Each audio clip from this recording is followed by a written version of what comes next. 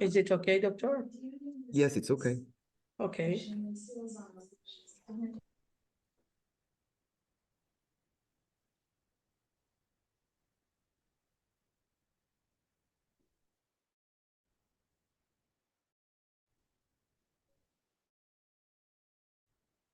We will discuss how our perception of a city can impact.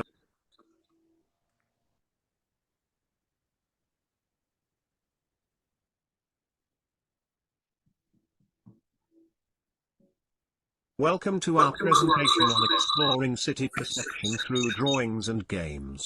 Today, we will discuss how our perception of a city can impact our experience and how we interact with it.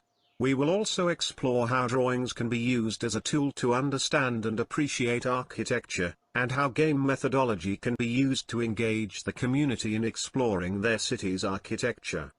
Cities are complex organisms that are constantly evolving. Our perception of a city can influence how we navigate its streets, interact with its people, and appreciate its architecture. By exploring a city through drawings and games, we can gain a deeper understanding of its history, culture, and people. This approach is not only educational but also fun and engaging. So let's dive in and discover the power of perception. Our perception of a city can greatly impact our experience and how we interact with it. It's important to recognize that our perception of a city is not necessarily based on objective facts, but rather on our own past experiences. By being aware of our perceptions, we can challenge them and open ourselves up to new experiences and perspectives.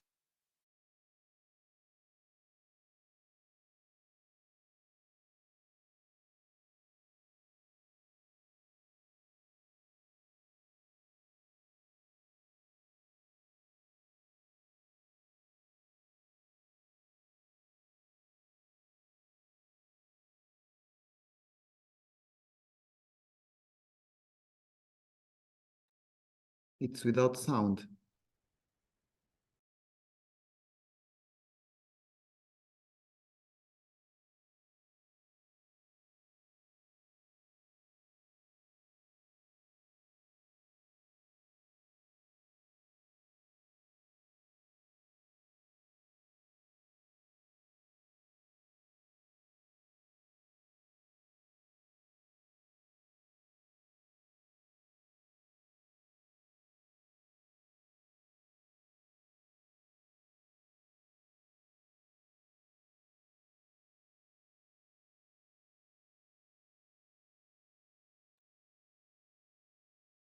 I'm sorry, but it's without sound.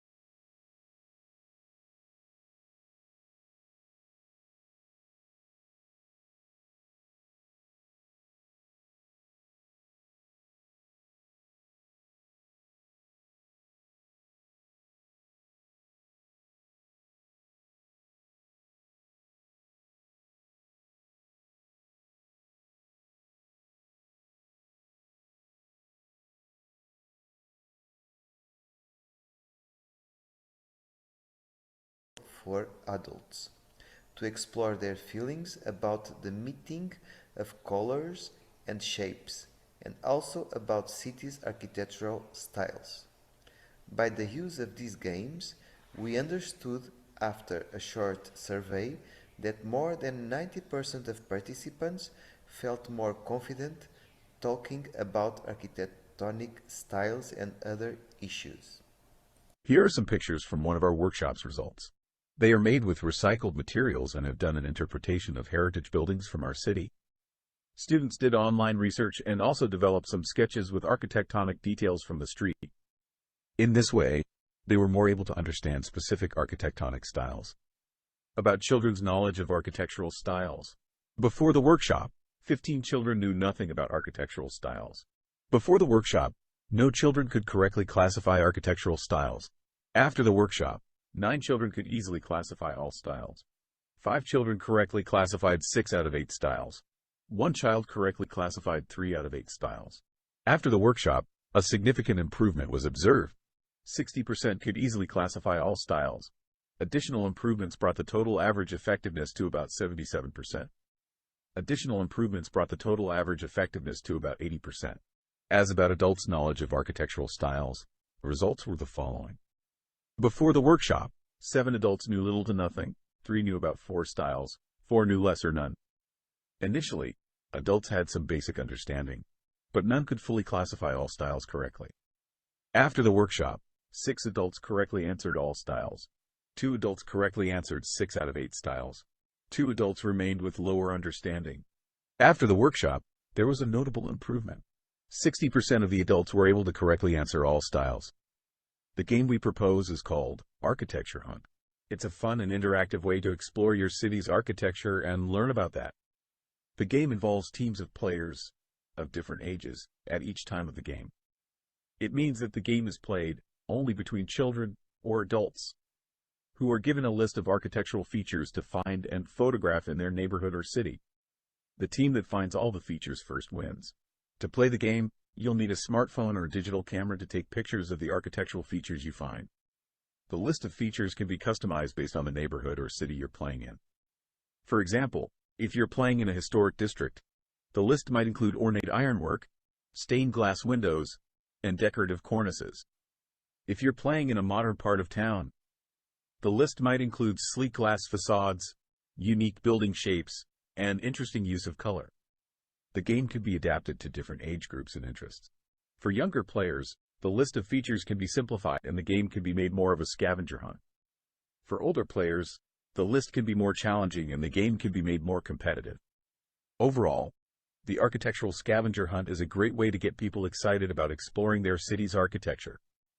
It encourages players to look at buildings and structures in a new way and appreciate the beauty and diversity of their surroundings. At the end, the team will meet in a room and will draw in a few minutes some faster sketches about what they saw, and an architect will be at the room as a guest teacher to explain and talk about the history and architectonic styles. In conclusion, we have explored how our perception of a city can impact our experience and how we interact with it. Through drawings and games, we can gain a deeper understanding and appreciation of a city's architecture. By engaging with our community through these methods, we can create a shared sense of connection and pride in our city. The game methodology presented today is just one example of how we can use play to explore our city. By adapting this game to different neighborhoods and cities, we can encourage people of all ages and interests to engage with their surroundings in a new way. We hope that you will take the time to try out the game and explore your city with fresh eyes.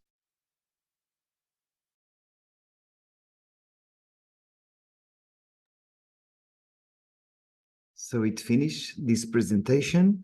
I'm sorry because of the sound. Anyway, Yes, some problem happened. yeah, Yeah. but no problem. At the end, Yes. if necessary, I will explain better the methodology of the game. And now we can go to the next guest. And the title of the next presentation is From Theory to Practice, Research of Education at Faculty of Architecture and Urban Planning, Napoca, with PhD architect. I think that. Hello? Okay, hello. Share So and. we can share now. What?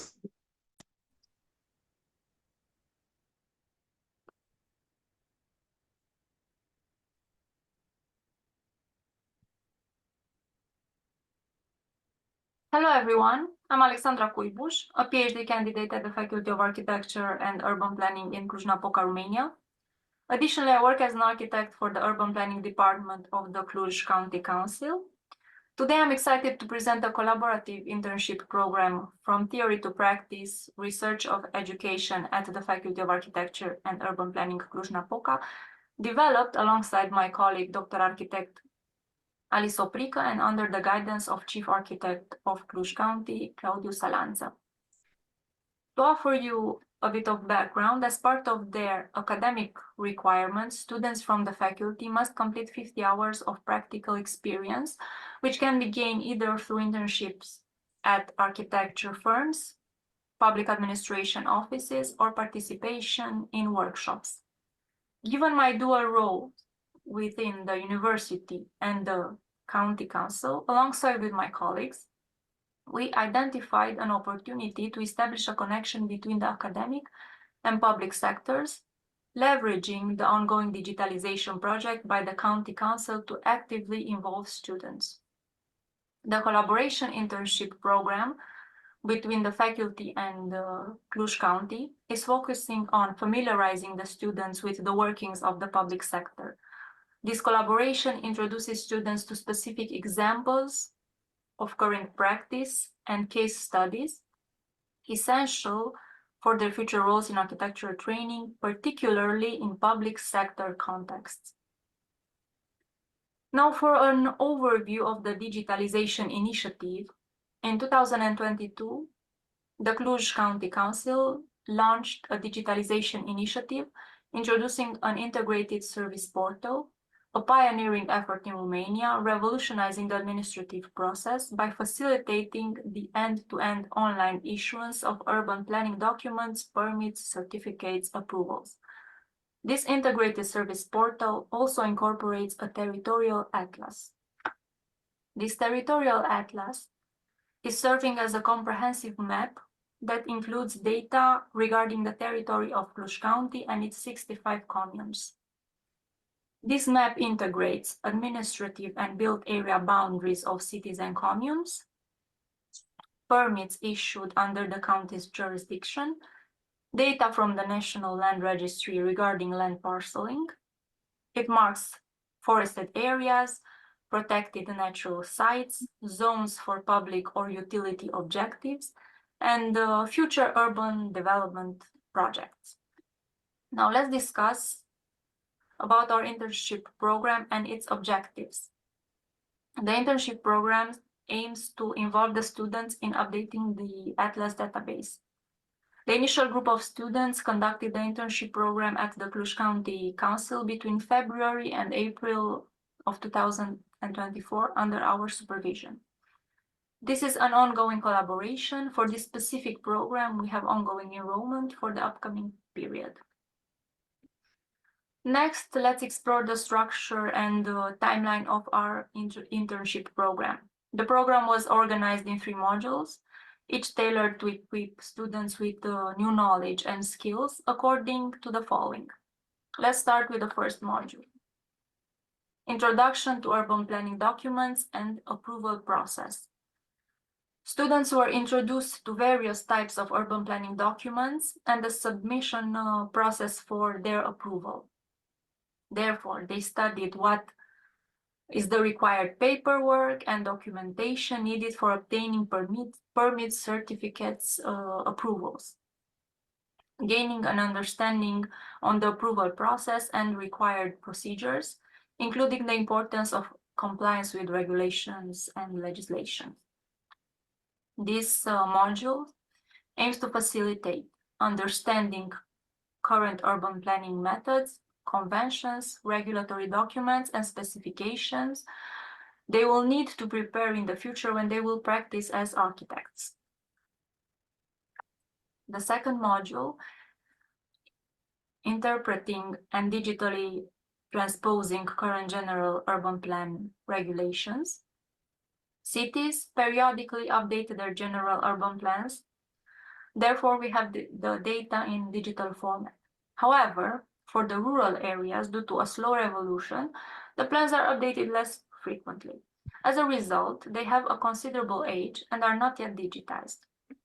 The county council, having jurisdiction over the rural area, aims to transpose the provisions for these communes into digital format. So each student examined the general urban plan of a commune, including its villages, and they digitally interpreted and transposed them into the ArchiCAD program. In the first picture, we have the general urban plan of the commune of Râșca. This is a partial view of the scanned functional zoning plan. The Urban Planning Department of the County Council digitally transposed the built area boundaries and incorporated them into the territorial atlas, as you see in the second picture. Utilizing the digital commune plan, which includes parcel demarcation and urban area boundaries, students translated the regulation outlined in the general urban plan into functional zoning, delineating areas within the architectural program, which also will be later incorporated into the territorial atlas. This module aims to facilitate the familiarization with urban regulations and the design of functional zones. It offers appropriate knowledge of territorial arrangement, helps them understand the regulatory framework of each area and their development intentions according to the current context.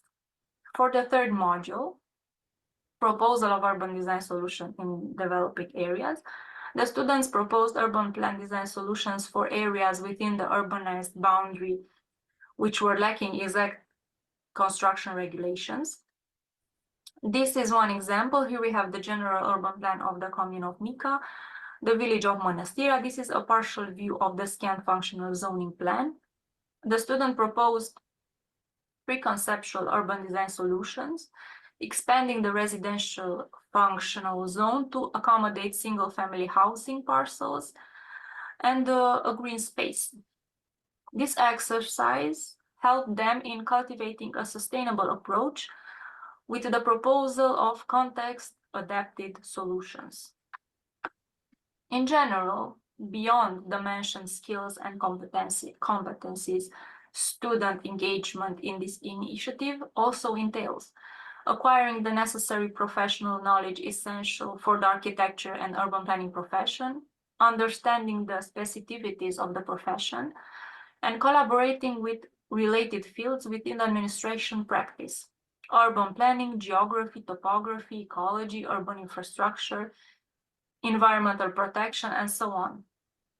They were performing professional tasks individually, according to specified requirements and within set deadlines, adhering to professional ethics, following a predetermined work plan, and under qualified guidance. They were applying theoretical knowledge practically through analysis and urban design proposals in limited areas, and are also acquiring skills in teamwork and building professional networks. As a conclusion, the collaboration between academia and the public sector equips students with essential professional knowledge and practical skills, but also fosters a comprehensive understanding of the intricacies of urban planning, urban design, local identities, and local possibilities of development. We aimed to bridge academic insights with public sector applications, thereby enriching our curriculum, serving as a noteworthy example of a different kind of architectural and urban planning pedagogy, and highlighting the value of practical, experiential learning in shaping the future professionals within our community. Furthermore, the effectiveness of this collaboration suggests its potential for adoption by other local administrations or educational institutions. This integrative educational approach ensuring that the students will be well prepared to navigate the complexities of the field upon graduations. Thank you all for your attention throughout the presentation.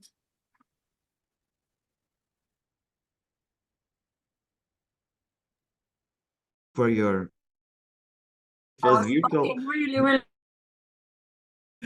and it's not my name. Sorry, maybe speed it up.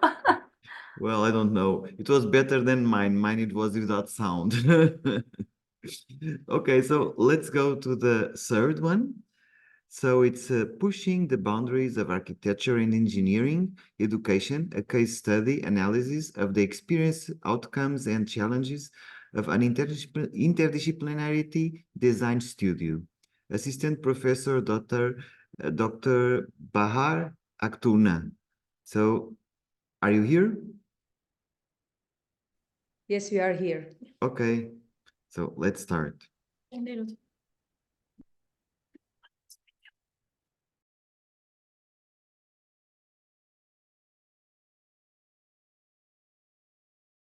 Hello and welcome. Today we will be sharing insights from our paper entitled Pushing the Boundaries of Architectural and Engineering Education, a case study analysis of the experiences, outcomes and challenges of an interdisciplinary design studio. The paper focuses on the evolving landscape of architectural engineering education in response to the challenges of the 21st century built environment. In today's rapidly changing world, architectural and engineering education are at a turning point. Traditionally, architectural education focused on theory, but now it is adapting to new challenges like climate change, new technology, spatial justice, and public health. Similarly, engineering education, which once prioritized safety, is now integrating sustainability principles. This paper examines these shifts in education, emphasizing the importance of interdisciplinary collaboration. Through a collaborative studio model, we explore how students develop knowledge, skills, and roles to meet the demands of the future built environment. We looked into the historical transformations and contemporary trends shaping architectural and civil engineering education. Architectural education has undergone substantial changes over time. Initially, figures like Alberti underlined the fusion of theory and practice. However, with the establishment of formal architecture schools in the late 17th century, theoretical pursuits often obscured practical skills. Additionally, the 19th century shift towards reliance on paper-based rendering further distanced architectural education from its material foundations.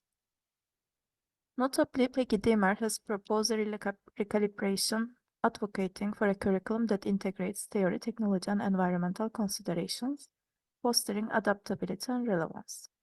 Similarly, engineering education confronts the imperative of continuous adaptation to emerging technologies and industry expectations. The Civil Engineering Education Summit of 2019 underscored the significance of experiential learning and teamwork, emphasizing the development of personal and professional abilities. In essence, both architectural and engineering education have a point of convergence that can benefit from each other to address contemporary challenges. By embracing interdisciplinary collaboration and integrating innovative pedagogical methodologies, we can better equip future professionals to navigate the complexities of the contemporary world.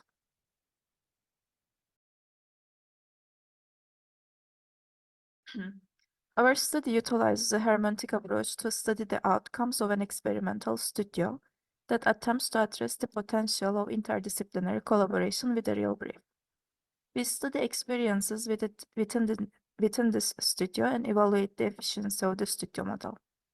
We use semi-structured interviews and surveys, and we conducted thematic analysis to assess complex thinking and design skills development in addressing contemporary built environment issues, to describe learning outcomes, and to identify challenges and limitations. By addressing these objectives, we contribute to ongoing discussions on integrating knowledge and bridging education practice gaps in architecture and engineering. In the fall of 2023, we facilitated an experimental design studio at Yeditepe University's Department of Architecture. The studio embarked on the Solar Decathlon Design Challenge 2024 with an interdisciplinary and collaborative approach and a realistic project focus.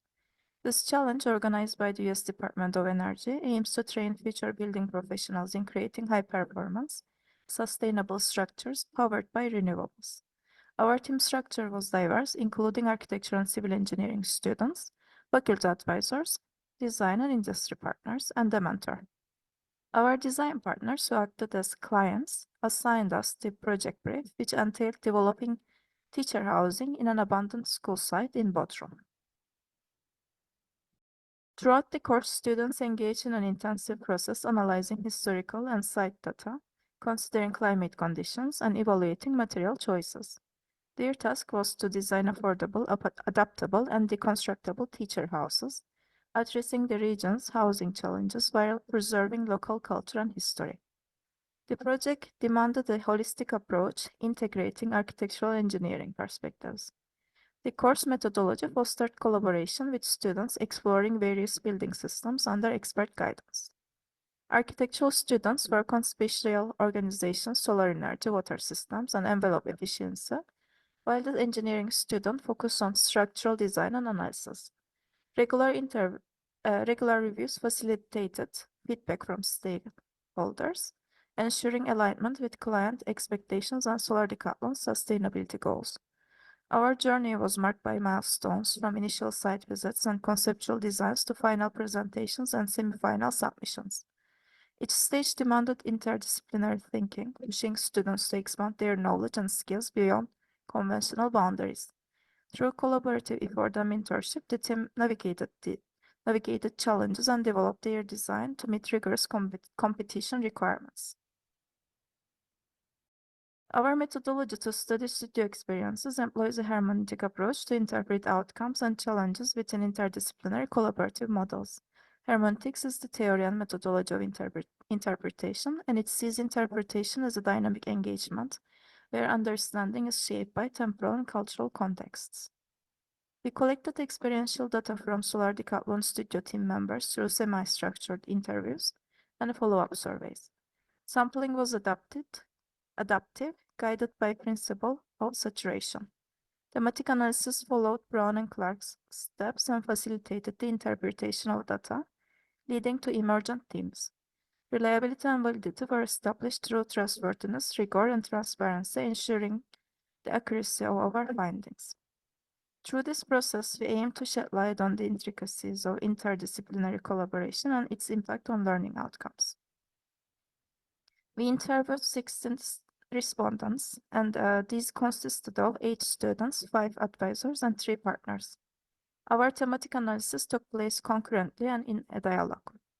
We created formulated meanings by going through each role in 3 consecutive phases, creating thematic clusters, and finally reflecting on all clusters to list the emergent themes.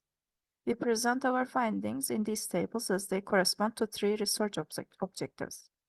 Regarding the first research objective, the reports show that students have developed an understanding of complexity as they refer to their awareness of engaging with environmental, socio-cultural, socio-economic, and economic performance frameworks and constraints of demands and supply.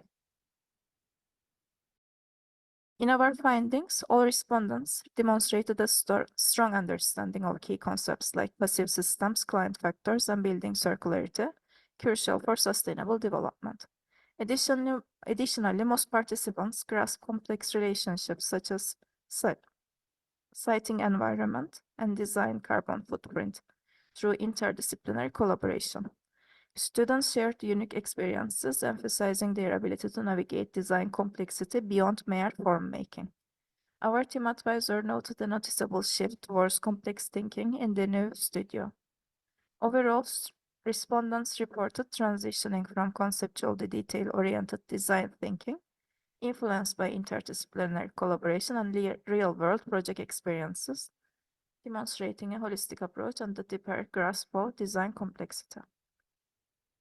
Regarding the second research objective, the team reported learning outcomes that can be categorized into the content of knowledge acquisition, method of knowledge acquisition, integration of knowledge, expansion of knowledge, designing with limits and constraints, technical skills, personal and organizational skills, and professional equippedness. The research highlights how sustainable design thinking and collaborative learning model transformed education. Through hands-on projects, the students improved their practical skills and attention to detail, transitioning from theory to immersive group work. Diverse critics broadened their perspectives, fostering holistic design approaches focused on user needs and advanced concepts. Through collaboration, they mastered decision-making within constraints, improving communication and coordination. These experiences prepared them for professional careers, instilling resilience and adaptability within large teams. Overall, the findings underscored the profound impact of interdisciplinary learning on students' development, improving their ability to tackle real-world challenges in architecture. Regarding the third research objective, the team reported several challenges of the interdisciplinary collaborative studio model with a real brief. This can be categorized into issues of complexity, project coordination, schedule management, conflict management, interdisciplinary representation, foundational knowledge, tool experience, fragmentation, diffusion, and consequential individual skill development. The research identifies key challenges within collaborative studio environments, including design limitations due to contextual constraints and coordination issues in large teams, resulting in delays.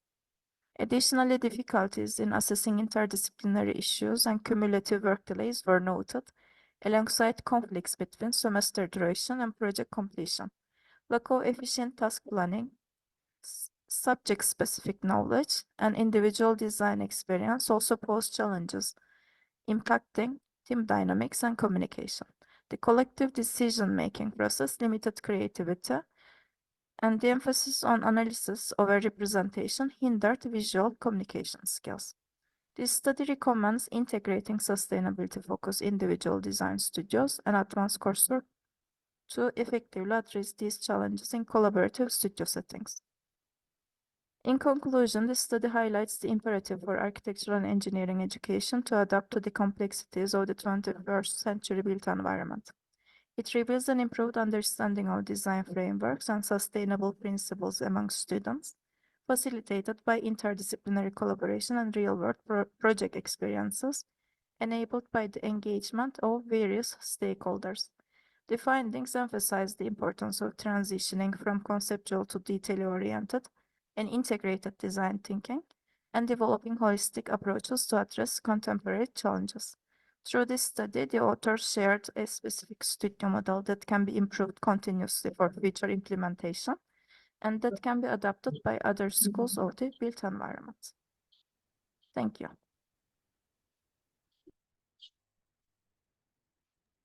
Thank you. And let's go to the next one. Architecture in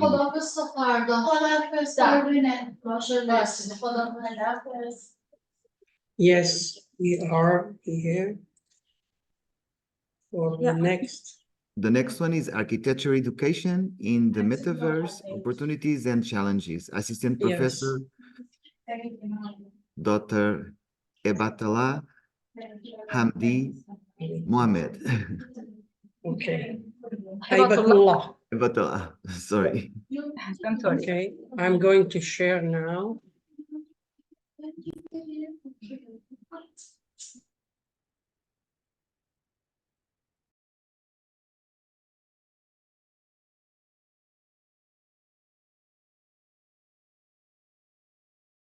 Alaikum wa rahmatullahi wa barakatuh. My name is Hibatullah Hamdi, an assistant professor in Department of Architecture and Planning, Jubail Industrial College, Saudi Arabia. Today I will speak about architecture education in the metaverse, opportunities and the challenges. In the table of contents, I will start with introduction, then the literature review by asking 60 questions. What is metaverse? What are the immersive learning experiences? What are the potential applications of extended reality in architectural education, and how it will affect the pedagogical framework? What are the challenges and limitations of implementing extended reality? What are strategies for effective integration? Then method, results, finally discussion and conclusion. The future of architecture education in the metaverse will transform the way students design, collaborate, and experience the built environment. This research aims to explore the possibilities of implementing extended reality technology in architecture education in the Middle East and discover the challenges and opportunities. Objectives of the study: first, to identify the key benefits of integrating extended reality technology in education. Secondly, investigate challenges and obstacles. Thirdly, to assess the current level of familiarity with the extended reality technology. Methodology: it will be divided into two main approaches. First one, qualitative approach through literature review to understand the use of metaverse-based learning, challenges and opportunities, and the quantitative approach through questionnaire to understand the extended reality technology adoption in the Middle East. Then results to establish a future framework. Metaverse is a term coined by science fiction author Neil Stephenson in 1992. It is three-dimensional virtual space that uses extended reality technologies such as augmented reality, virtual reality, and mixed reality, where people can interact, collaborate, and immerse themselves in digital experiences. In the virtual reality, it is fully digital. People can walk through buildings. Augmented reality, it is a technology views the real world through overlay of digital elements such as smartphone, tablet, glasses. The mixed reality mix between real world and digital world. It enable interaction with the environment. The virtual reality use headsets, augmented reality use mobile apps, mixed reality use Microsoft HoloLens. Potential application of extended reality in architectural education. For theory courses, holographic lectures is ideal instead of using traditional classrooms or video conferences. Instructor can appear as 3D hologram, can present personalized feedback. Not only instructor but also architects and industry experts can be engaged in the dynamic discussions. For design studios, integrating extended reality is very important because it provides real-time feedback, collaborative presentation between colleagues, and immersive prototyping for full scale of buildings. It helps students to understand scale, proportion, and spatial relationships. Not only it is useful for theory courses and studio, but also for site visits because students can simulate real world by overlaying 3D modeling on the actual site to integrate with the surrounding landscape, climate, and infrastructure.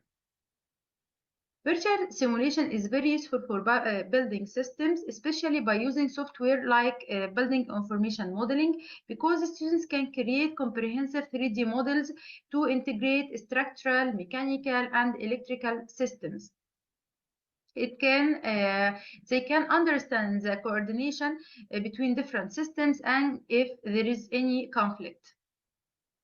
Sustainable development and energy efficiency also will be simulated virtually through different softwares to optimize energy consumption for energy efficiency. 3D modeling and digital fabrication by using 3D printing, CNC machines to help students to learn and prepare 3D models. Extended reality enhances accessibility and inclusivity because it adapts inclusive design approach suitable with different abilities and backgrounds. Also, it is accessible virtual spaces with different disabilities and different circumstances. Also, it allows collaboration around the world. Metaverse-based learning also very beneficial for pedagogical framework because they are different learning styles. Student-centered approach where students are active participants and they can explore and discover the virtual environment. Students also can adapt to instruction by personalized learning experiences. They can develop their practical skills through project-based learning or experimental learning. Challenges and limitation of implementing extended reality in the scale of institutional challenges. It can have compatibility challenges by merging the metaverse platform with the existing educational system. Also, they can face problems with technical expertise, institutional adoption to insert the metaverse-based learning in the curriculum. Also, the cost consideration of the hardware and software. For students, they face equitability, accessibility, because sometimes it will be differ depending upon different disabilities. Also, some students, by using VR headset for long time, they suffer of motion sickness, eye strain, and physical discomfort. Thirdly, infrastructure barriers, because they reliable high-speed internet, computing power, and suitable spaces. Finally, ethical consideration for privacy and online safety. Strategies for effective integration. Comprehensive training sessions is required, dedicated extended reality spaces and labs, curriculum adaptation by existing and new technologies, and it is required to have industry partnership with architecture firms and technology companies.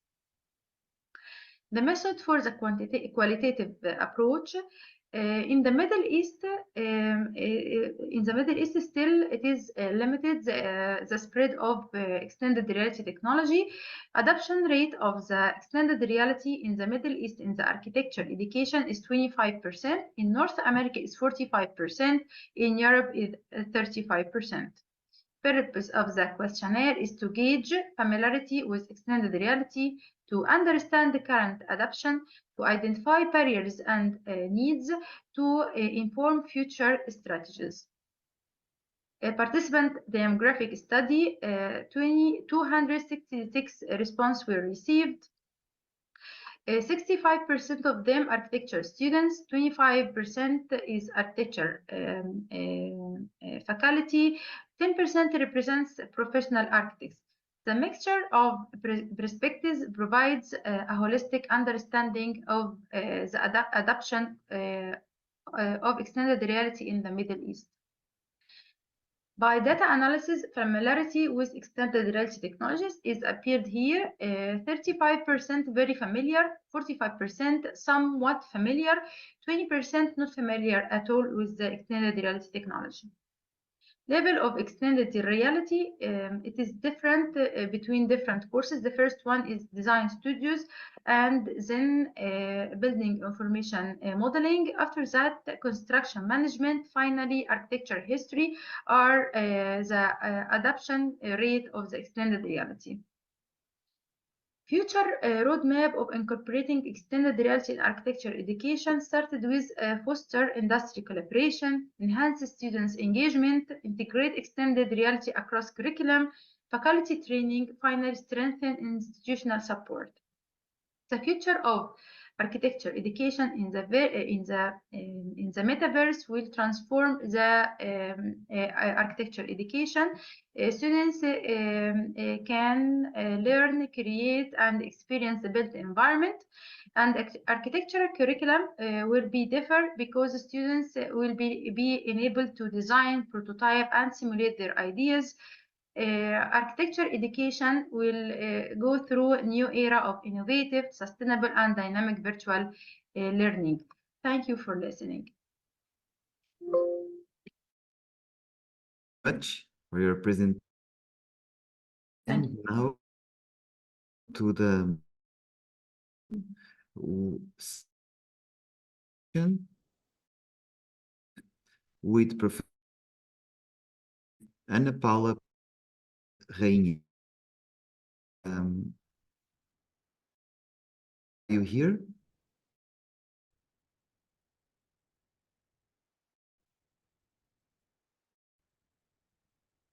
I have to do anything? No. We are just waiting for the help from the session. I think that... Yes, we are in the process. Okay. Thank you. Here we are. Thank you. Thank you. My name is Ana Paula Rainha. I'm I'm an architect and a university teacher. I'm here in this working room of the students in UB. I'm so proud to be in this fantastic conference. And I want to congratulate dear Professor Urak and all his team. Thank you for everything. Thank you. Tá esquisito.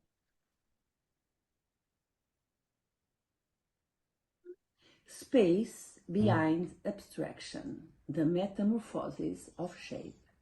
The purpose of this paper is to demonstrate the relation among various architectural contents, whose synthesis is materialized in the design of the architectural space.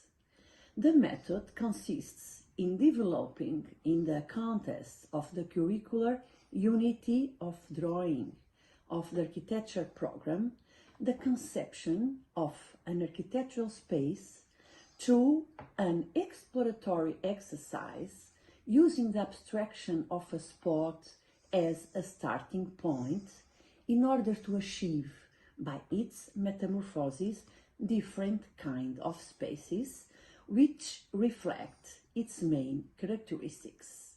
The process is experimental from the analysis and interpretation of the intrinsic qualities of the spot to the conception of a three-dimensional spatial model.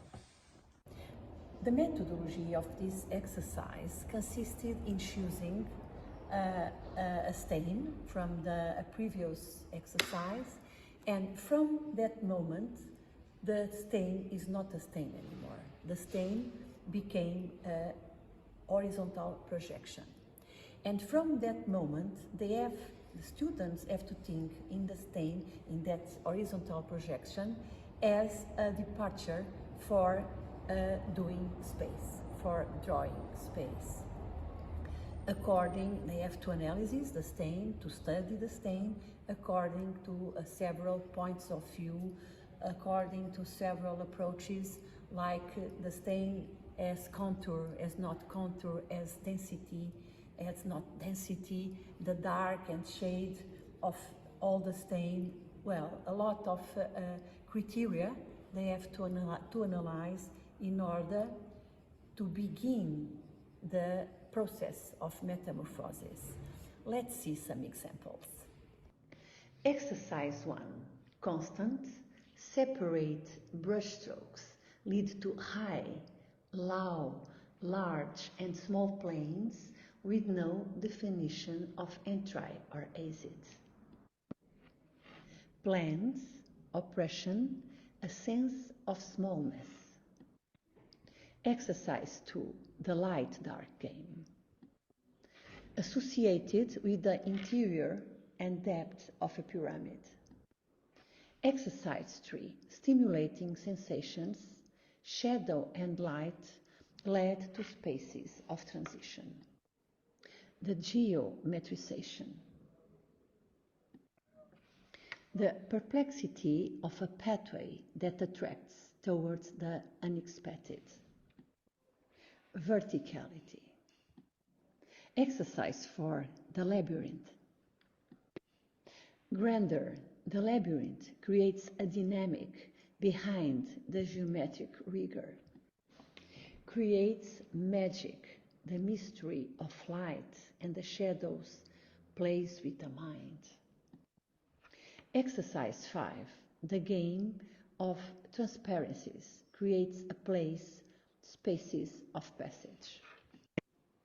The process, perspective elements. About the behavior of light and shadow that creates tall, strong plans. The model. Exercise 6. The organicity of the stain.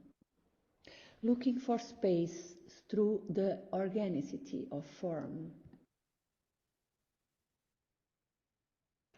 The final three-dimensional images. The process reflects the organicity of the initial stain. Results at conclusion. The perception that the formulation of space in architecture is a synthesis of several knowledges.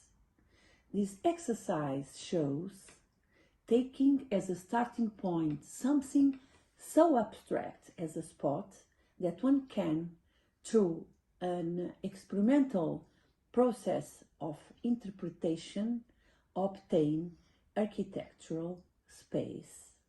Thank you. Thank you, Professor Ana Paula. To find And one more time, thank you for all the wonderful presentations that we had here and for the great resume of what you are doing and researching. This is something very important for our research world, you know. So now we have 10 minutes for some conclusions and for some questions. I would like to know if someone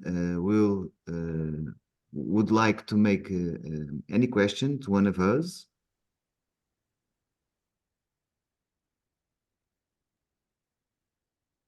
They can write the questions also if the audience who Yes.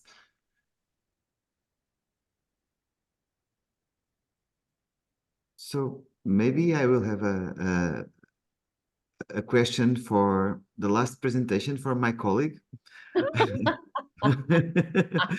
For Ana Paula, I think that she's not expecting that I will make an Well, article, but I would like to know your opinion about how abstraction, the metamorphosis of shapes. very difficult questions, Miguel. Yes. Very difficult. So the problem a little bit is to try to make the push the students to see behind the now and here and the concrete. Because you see that nowadays the students, well, the students and the adults and everybody has a major tendency to see the world through to a virtual way, to a photograph or anything. So this exercise, it's a very old exercise indeed. It's not new. It's a very we do this exercise a long time ago, but I think this exercise obliged them because this exercise obliged us already 100 years ago. It's a classical. It's a classic, yes. But nowadays, I think the importance of this exercise gets more relevant because oblige them to go out from their comfort zone, to see behind an ecran, behind the photograph, behind the here and now, to go further and to see behind, right? Dream. To dream. Dream, right? Behind the obvious. I don't know, my dearest friends and colleague, that I answer your question, because this question, your question is gave a lot of answers, almost Yes, of course. a dissertation. I know. It was just to test you and to make you speak a little more. Thank you. I also want to congratulate all our colleagues here. It's so nice. And it's unfortunately you are not present because it's of course it's different. But anyway, it's always a big pleasure to be here at this. And also, what are the metaverse in architecture and education? Yes, Doctor. Sorry, again, please. Yes, I think the question is for you. Yes. Okay. Can you please repeat the question, please, Doctor? One moment. Let me open the messages. Sorry. What are the learning outcomes of the metaverse in architecture education? Yeah, of course. The metaverse is a 3D space where students can collaborate.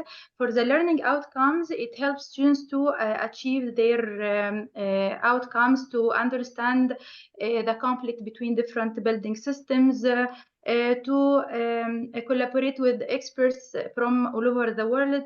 It helps students to understand the scale and proportion, to combine the real world with the virtual world.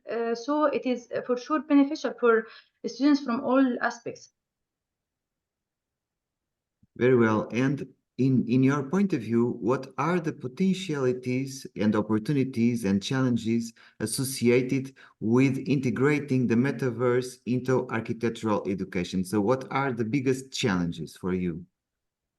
The biggest one is the cost, because whether the hardware or software are a little bit expensive. Demo versions are limited a little bit. After that, the experience and whether students or faculty members need some training. I think these are the main two obstacles nowadays. But from my research, I found in the Middle East, many countries are go through the achieving their goals, like Emirates and Saudi Arabia. After that, Egypt. They started to implement the VR and extended reality in their curriculum, and especially in design studios and for building construction courses, because the students can understand any conflict in their design. They can combine all engineering systems such as structural, mechanical, all systems together to understand any conflict between them. Thank you. Thank you. I also have a question. Here, one more. Very beautiful presentation, Dr. Ozur. It is this research part of a larger research study? Also, did you conduct such a study once, or it's a regular practices in your school?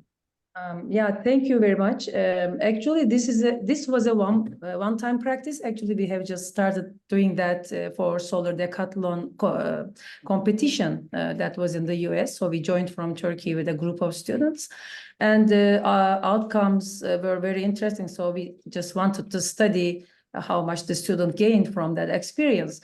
But actually, we're intending to do it continuously every year. So we will see more of, if these findings are supported every year, and we're trying to learn from the surveys what are the drawbacks, so that we can improve this learning process. So the next year we'll do the studio again, but probably we'll fix some issues that we have found in this study that were the weak points in the success of the competition or in the success of the learning. So this was just one time. And how do you think that this interdisciplinarity will impact in the learning outcomes?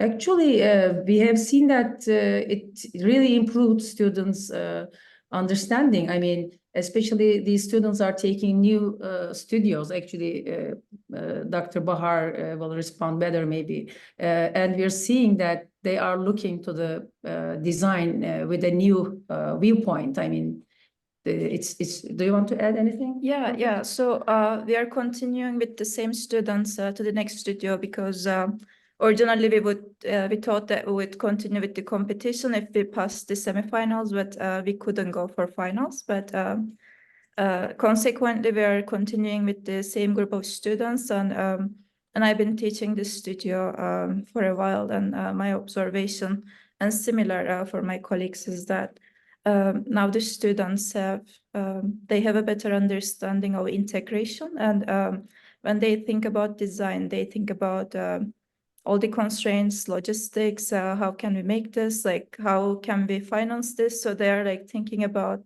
the design through like many lenses, and they try to integrate these and optimize their solutions. So I think it has been a successful process, and through this study, we are hoping to improve it further. This was the first attempt, and our second iteration is going to be also after the study. We are hoping that it's going to be better, more efficient. So always increase the know-how from students, of course. It's really good. It's a good experience. And now I have here one more comment. Great presentation, Dr. Alexandra Khan. Can you explain further if you have encountered any limitations regarding management in your experience? Hello, yes, thank you for your question. I don't know if I can say there are limitations. There are opportunities for us to further explain to them what are the inner workings of the public sector. Because even if at the university they are proposing urban plans or architectural solution, more often they will see how the public sector works only when they come to practice after graduations, for example, obtaining permits, certain regulatory documents. So this internship program, they will see up close what documents are needed, what other documents other than the creative process is needed in the practicing architecture and urban planning. So I think there were only opportunities for us to further explain, so it will be easier. So those are, in your opinion, the key challenges in translating theoretical concepts of architecture, right? Yeah, exactly. I see. So thank you for your explanations also. Thank you. So I think that we don't have more questions. Doctor, if there is no questions, I will start questions. Okay. Actually, it is not questions. Thank you very much for your participation and wonderful presentations. I have some comments between comments and questions. I will start with you, Dr. Luis. Game methodology, it's very interesting things. We started our childhood with this, with this Meccano, and that's made us to love the construction and building and design. It is, but do you think it is easy to be implicated in the curriculum?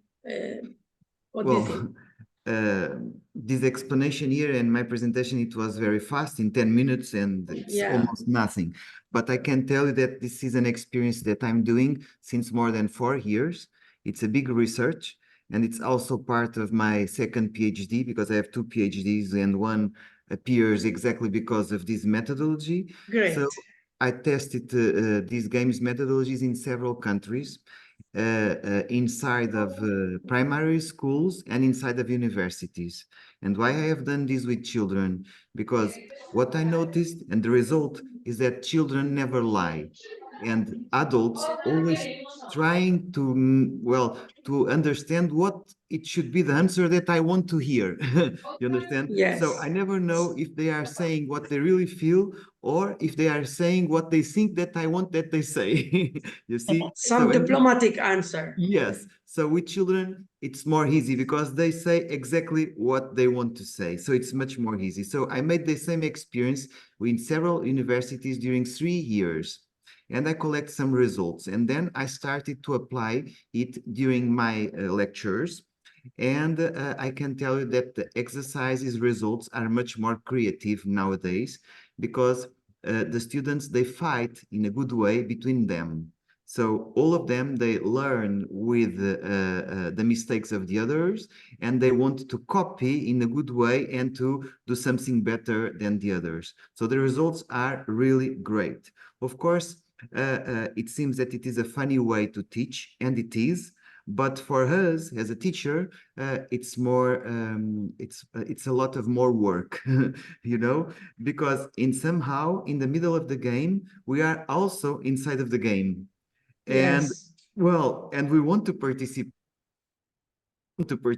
you know, but we need to behave like players, and at the same time they need to understand that this is a strategy to learn in a fast about boring for them. And I this is think also it can be different from society to another society. yes, The reflex will be different. yes, because it's I think, cultural. yeah. It's Thank you very cultural. much. Thank you very much. I want to ask about the second research from a PhD candidate, Alexandra. Yes. You mentioned many points to be engaged in your presentation. I didn't see cartography. Do you think cartography is not an important part of that? Well, they did some kind the territorial atlas which I was talking about includes multiple aspects of the territory. As I said, it marks protected natural sites, zones for public forested areas, built area boundaries. They kind of went along with that that base, and they transposed all the regulations, all the urban planning regulations, to that base. So I think it is related somehow. I'm not sure if I'm right. Yeah. Thank you for. Also, I want to. We have here another question in our messages. I don't know if you would like that I will read it. Yes, please. Okay. So, Dr. Ana Paula, it was a beautiful experiment with the students. With which year students were you engaged? And why you didn't use colors? Okay, thank you. But it's the first year of the architectural program in university, first year. So the non-use of colors, it's implicit. Why? Because in the first year, in the second year of, I introduced color in the second year of studies, and not in the first year, and not in this exercise. Why? Because color for a very serious thing. It's a very serious thing. So it's not students to use. Oh, I like. I'm going to put blue because I like blue. I like green or pink, whatever. So the color is something they have to study first. And in this exercise that goes from black to white shades, I think pure, without noise. The color here in the first year of study, it will be introduced some noise, and I think they have to Miguel, ajuda-me a amadurecer, Better, you know. better about the pure thing without any noise of any kind. Because if they do interiorize, if they do this in a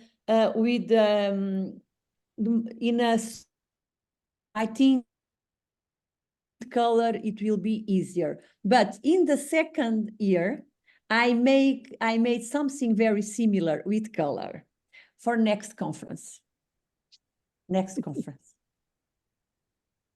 Thank you. That's very interesting. Thank you. I don't know if I answered the question. Yes, ma'am. Thank Yes, you. yes, thank you so much. Okay, thank you.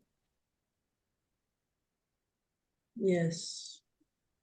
And I think that's huh. almost the end. I have some comments, not questions, about the interdisciplinary courses in for the third presentation.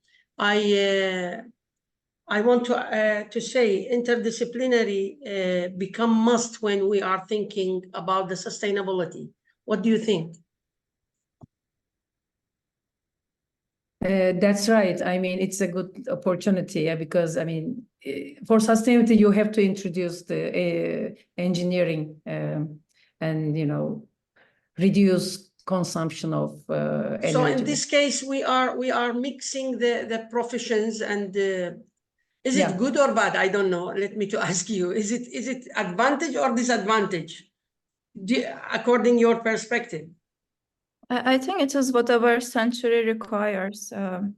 So I would say that it has turned into a must, and yeah, I think it's. I would say that it's also more participatory and democratic, and it to make decisions together.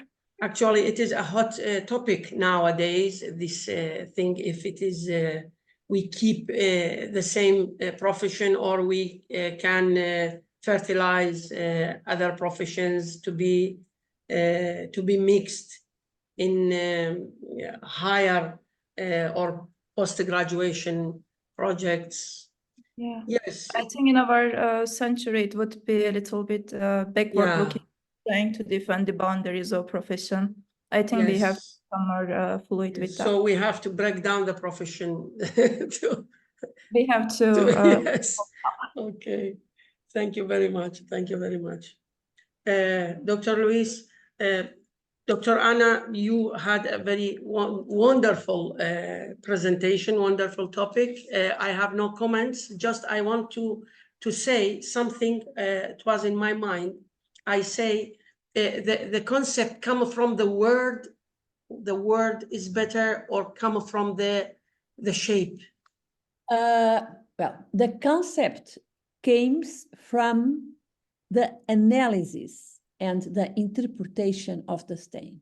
First, they have the main focus of the exercise is to observe, to teach them to observe what is there, and from now on, they made of descodification of the shape, and the next step will be to have a concept based on that descodification, and then to go further and to the creation of shape and form space. True, but after. First, they have a concept based of the observing and descodification, analyzing all the ethans, all the shades, all the textures that the have. Thank you very much. I answered your question. Yes. Thank you very much. Thank you very much. Perhaps I have a final question about for my colleague Miguel, about your. I liked very much your presentation, of course, but about do you think that this kind of approaches that you fantastically do with your students, it's a strange question, may have any influence of the mentality with which they could begin to observe the real world? Well, it's a strange question, but it's a very easy answer, in my opinion, because yes, I'm sure about that.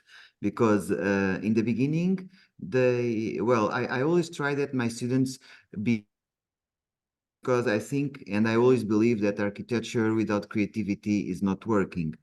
Well, there are some ways to interpret architecture, of course, but in my point of view, because I prefer the perception world, the world of atmospheres, you know, and because of that, I really believe be creative because in general, students are like machines and they always repeat the same that someone will already teach them. So they always copy. For example, if I will draw something in the blackboard, they will copy and everyone will do the same because they believe that this is the right option. But what I try to explore with the games, own that they will have some kind of critical analysis about the space. So they go outside, they take pictures, they make drawings. They need to behave if they have an office. So they are divided in 2 or 3 groups. Some groups are like members of the city hall, other groups are like clients. Talk between them and resolve the problems, you know. Of course, that they have big problems in the middle, but at the end, all the works are really creative. And just one more thing, just for curiosity, and the same experience with people, and I'm saying people, not students, from let's say, seniors, and also with young students from primary schools.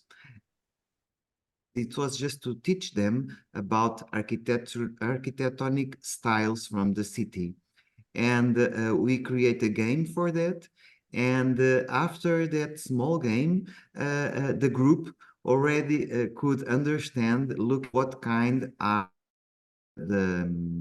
what kind of style is that building, and that it is really a good experience. So it seems that the game really helps. I don't know if it helps in for whole architecture, for sure no, because there are a lot of theoretical things at first, but for at least to make between them and interact to work alone, and it's really a problem. So they need to understand that they need to work with in a group, so that it is a good experience, and I'm sure that will helps a lot about creativity. That's why the game is important in my point of view. Very good.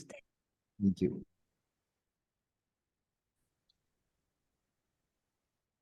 I guess that we are finishing. Yes. So if you have a final word before to wrap up with the session, to start another session after a few minutes. Yes. So in for me, it was really it was and it's to make part of. It's really, but well, after to use Zoom and Internet of Things. So in somehow now in nowadays it's natural. It's nothing strange. It seems that we are all there. It seems that we are all together around the same table. Yes. I guess that it was a very good moment of knowledge and know-how, and to know what our colleagues are doing also in them universities, and to see and to make a network if someone would like. In my case, I just would like to say that if someone would like to visit my university in Portugal, you will be welcome. Maybe you can use Erasmus funds. We can make articles or research together about some kind of subjects. I'm a very open mind about architecture. I'm crazy, so in general, it means that I talk a lot. So work with me, you need to take some kind of pills to be calm and relax, because I Vitamins. and vitamins. No, in Portugal, we have a lot of sun, so we don't need so many vitamins, but well, happy mood for sure. So you are all welcome to contact me, just in case if someone would like to come and to visit or to work together in some kind of projects. Thank you. Thank you very much, Doctor, for your kind offer, and wish you all the best with your second PhD and the third, I hope. Thank you very much. So we are going to end with this session, and we are going with Dr. Anna we need to have 5 minutes maybe, then we will start. Let us start earlier our session if the authors are all here. Good afternoon, I'm Anna Burdal and I'm here. Okay. So let us see if the candidate, so you have the first presentation. Yes. And the second one, I think it is not available. Olofemi, Professor Olofemi, are you there? So, because already Professor Olofemi didn't upload his presentation. Yes, yeah, and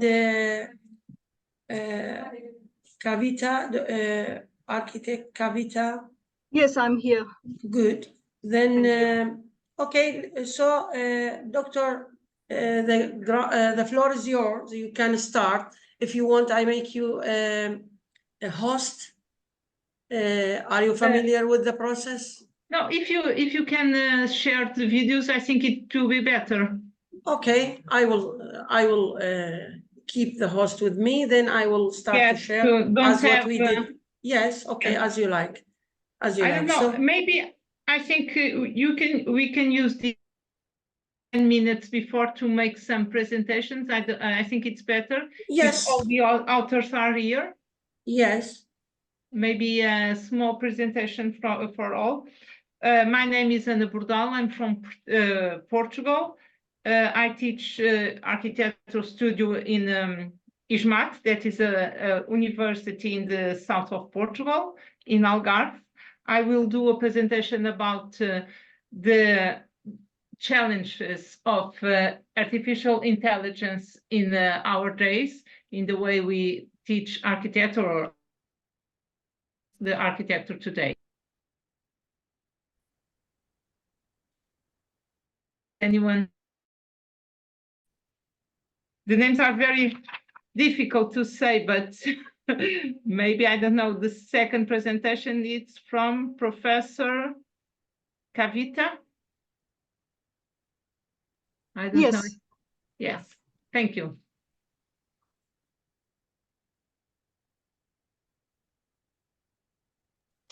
So we will start with your presentation, okay. Doctor? Yes, okay. Please.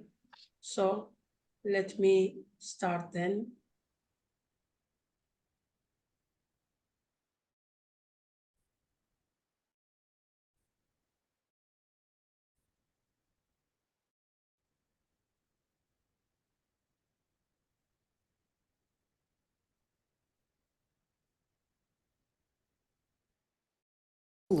Of technological capacity and its application in the construction of artificial intelligence has naturally had a significant impact on our lives and naturally as well on the way we teach architecture today.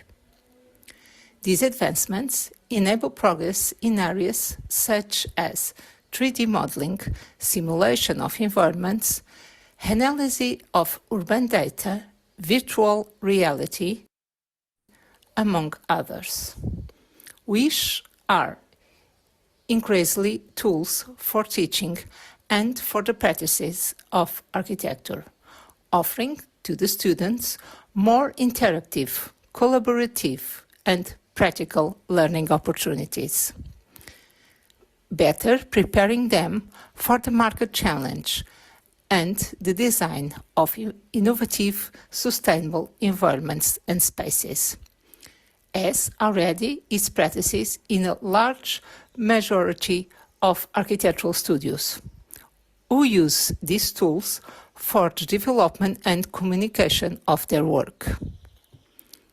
Currently, artificial intelligence interferes in our daily lives in such a natural way that most of the time we don't even realize its existence.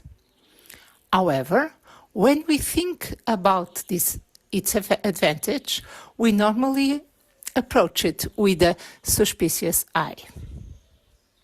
If we focus on the issue of teaching architecture, we know that the vast majority of professors learned with a support on long-used and experimented methodologies, which value the freehand drawing, the technical drawing, and the creation of 3D models using only manual skills. If we understand manual skills like thinking with hands, which Baeza presented as the need to reconcile architecture with sensory experience, exposing how architects should express their ideas, not only through the drawings or through the words, but also through physical contact with materials and the relations with light, space, and form.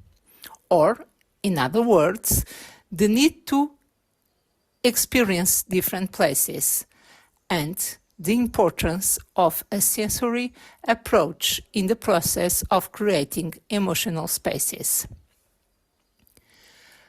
Most part of the curricula of architectural courses in Europe reserve for the early years the implementation of pedagogical practices with a strong focus on the need to think with hands and develop the implementation of different technological tools in the final years of education. The teaching of design studio maintains the character of an experimental and exploratory workshop, which is intended to be dynamic and engaging, where professors apply the practices of learning by doing through the simulation of practices and project development.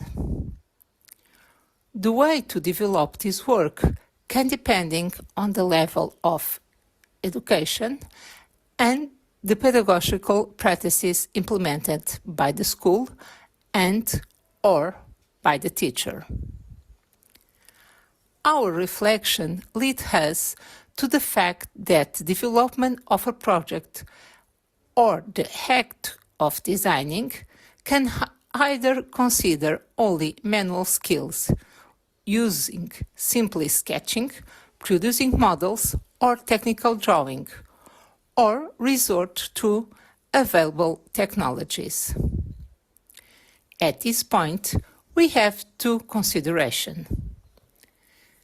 We can use technology as a support or as a tool for representing an idea, or we can use technology to construct that idea.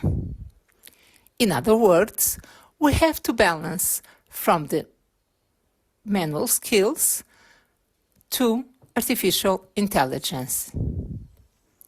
Bernard Tschumi, architect and educator, introduced the idea that architecture is more than just form and function.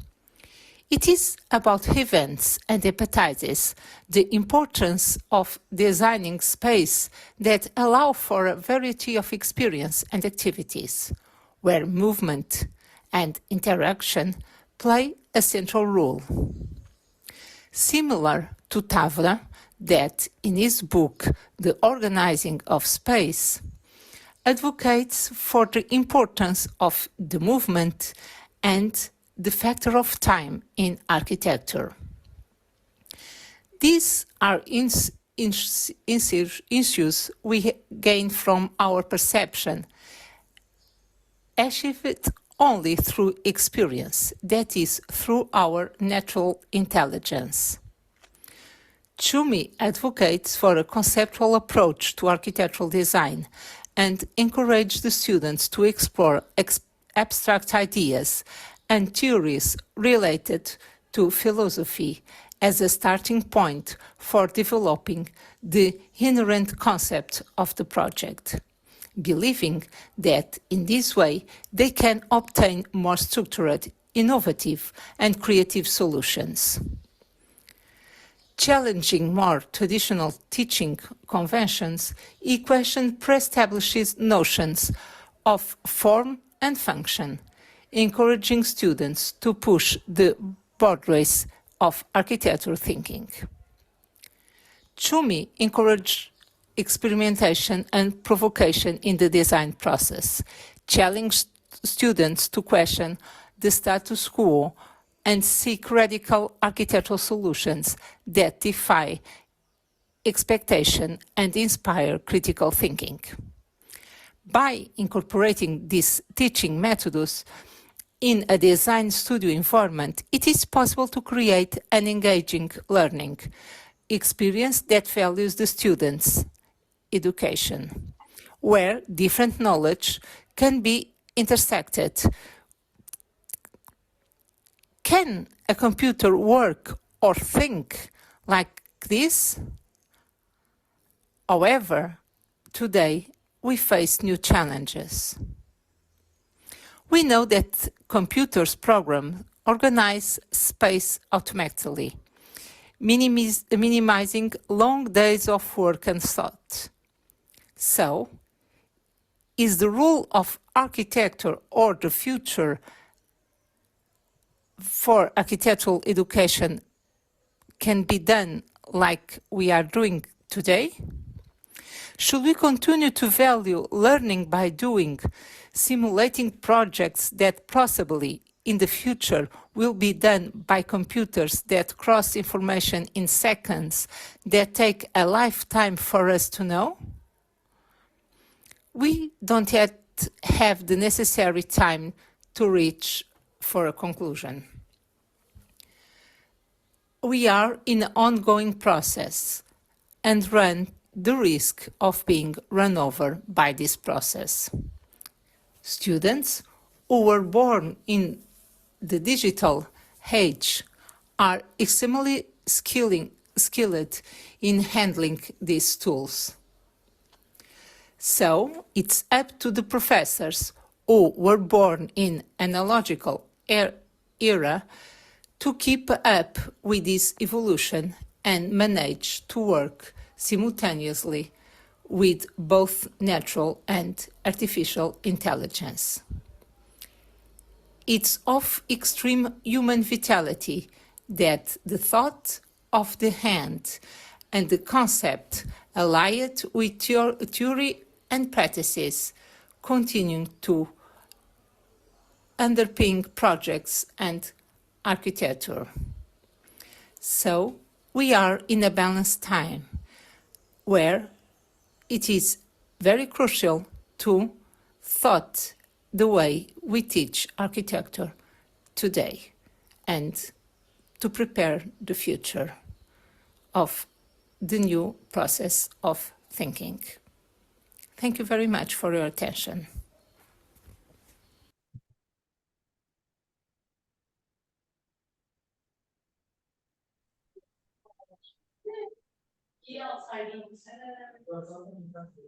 So, Doctor, we have to go to the third one, I think, because Yes, because the second author Yes. is not here, and we don't have the video. Yes. I have the video here. I can Oh. share the video here if you don't mind. Yes. In Do you this want me to case, share the video from here? yes, but I will make you host. Then you return me back the host. Do you know how do you do that? Say it again. You will be the host, and then Okay. you are going to make me host. Can you make me host back? Do you know how to do that? No, I don't know how to make you a host. Just tell me what I need to do. So don't lose the time. Maybe we will be in trouble. Can you send me your video Okay, should I on send email? Okay, I should send it to your Yes. email. Yes. Meanwhile, we are proceeding with other presentations. Then we will arrange your video and we will cast it. It is fine? Okay, yes, I will send it to Google Drive to you. Yes, I will send it. Okay. Meantime, let me to present the third one. Can I have your email? Yes, I will write it now. Don't worry. Just Okay. let me to Okay. to make this one. Then Do you want to send your email to me yes, on yes. personal chat? Yes, yes.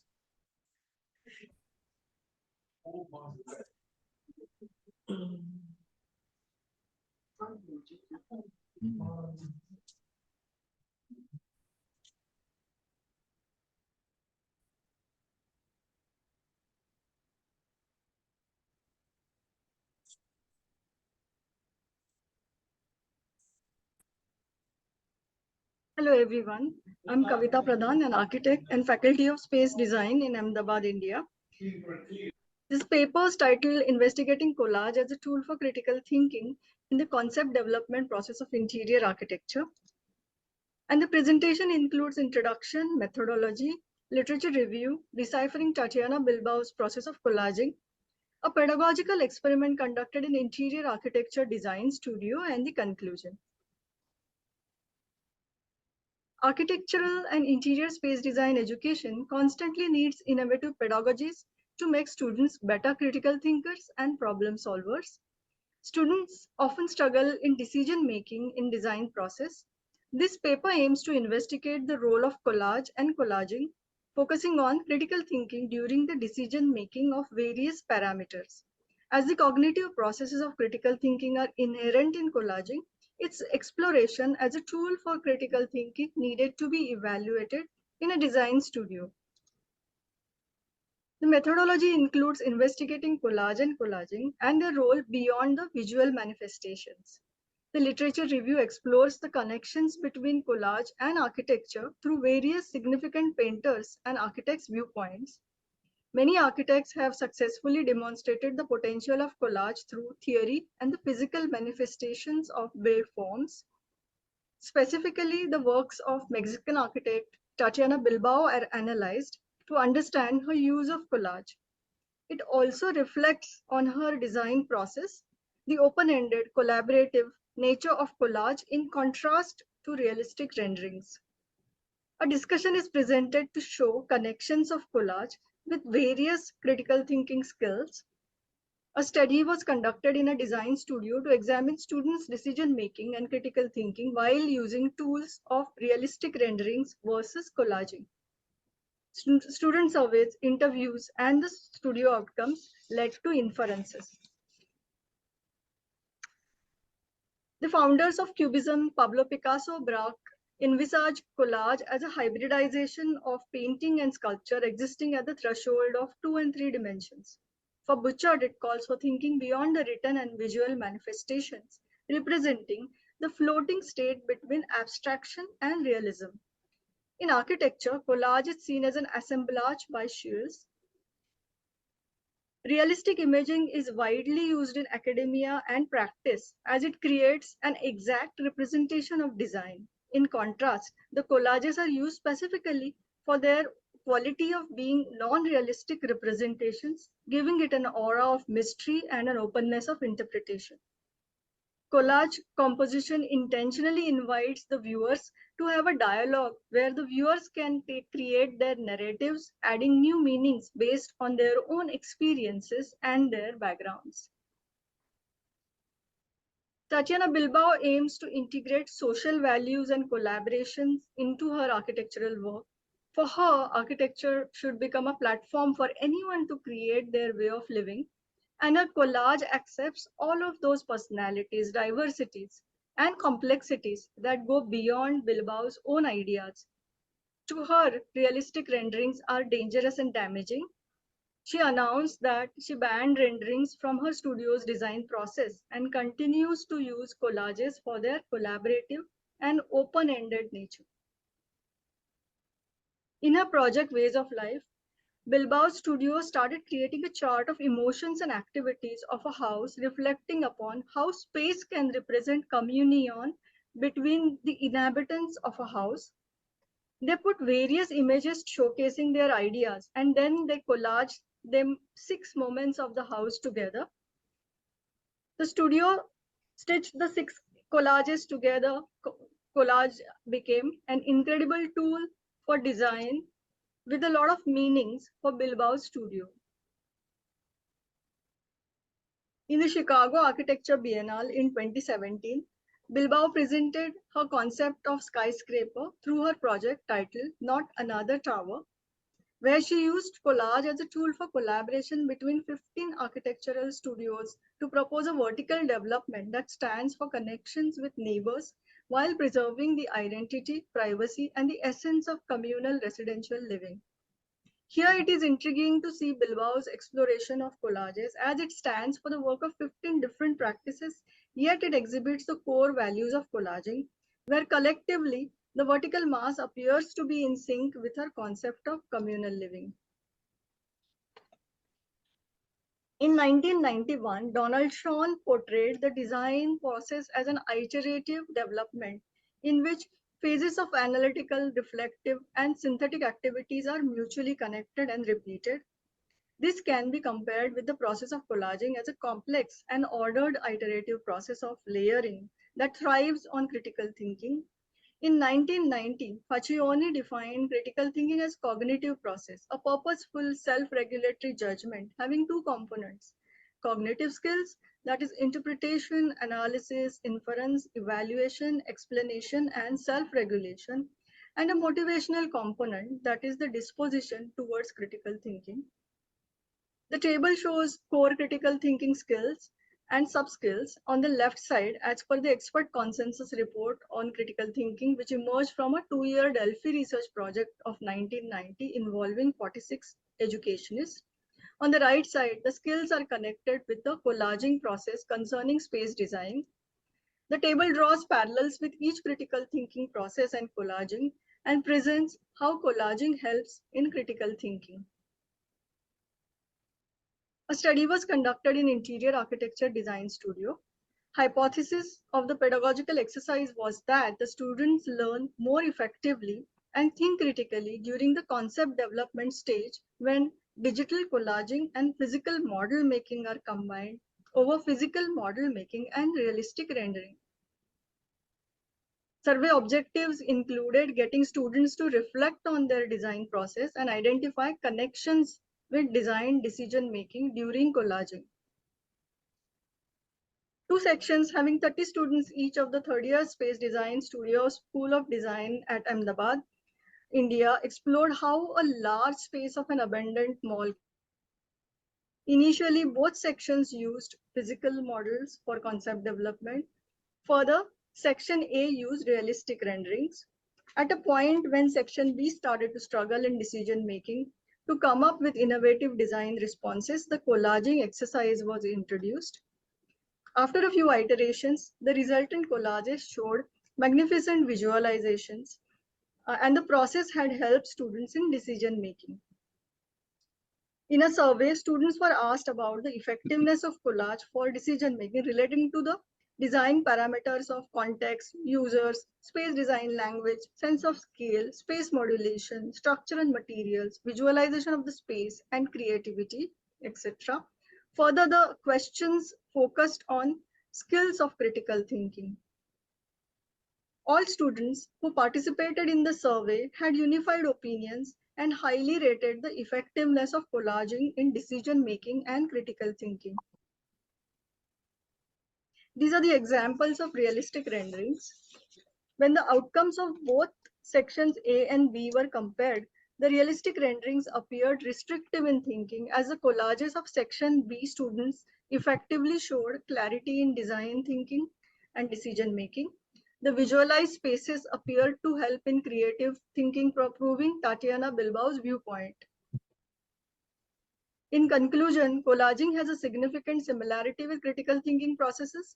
In the concept development stage of the Space Design Studio experiment, collage was used to verify that the students learn more effectively when digital collaging and physical model making are combined over realistic renderings. This process helped the students quickly visualize their ideas to make various decisions and reflect upon the resultant design language. Collage has enriching potential for reflection and communication, helping significantly in critical thinking.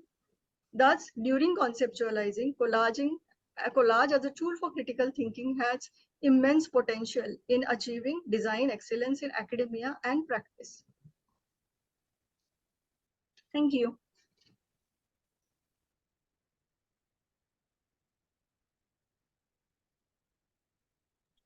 Thank you. So, I don't Doctor, we know. are going to the fourth one. Analysis of the state. Is it okay? It's from Professor Manoj. Yes. Yes. Manoj. Yeah, Yes. I have sent the video. Can you check? Yes, I will. Professor, just give me a time to share this Okay. one. Then I will go to my. Thank you Okay, very much. thank you. Thank you very much for All your. right. Thank you.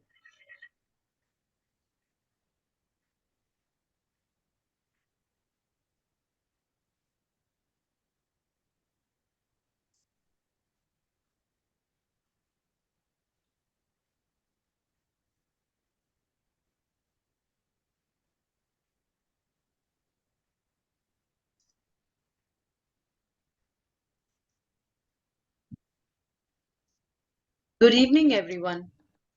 The paper Analyzing the State of Integration of the History of Architecture Theory course with the Architectural Design Studio in Higher Education Institutions in India is presented by Assistant Professor Dr. Manoj Pawar and myself, PhD candidate Shalini Shoran.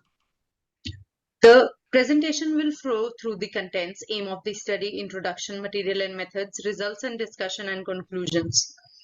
Aim of the study, integrating theory courses in Architectural Design Studio is essential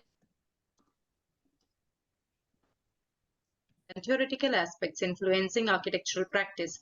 The paper promulgates to make the discourse on history more visible in the Architectural Design Studio to enhance the possible design outcomes by integrating history of architecture in the Architectural Design Studio.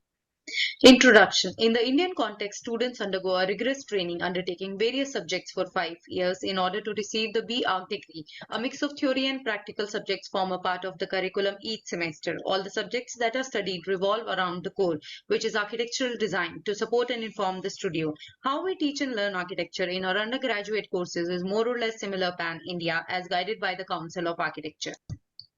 Material and methods. Analysis of the B.Arch curriculum in India was done using qualitative research methods. Analysis of the B.Arch curriculum of 11 institutes of national and state importance along with the model curriculum specified by AICTE and COA guidelines were done.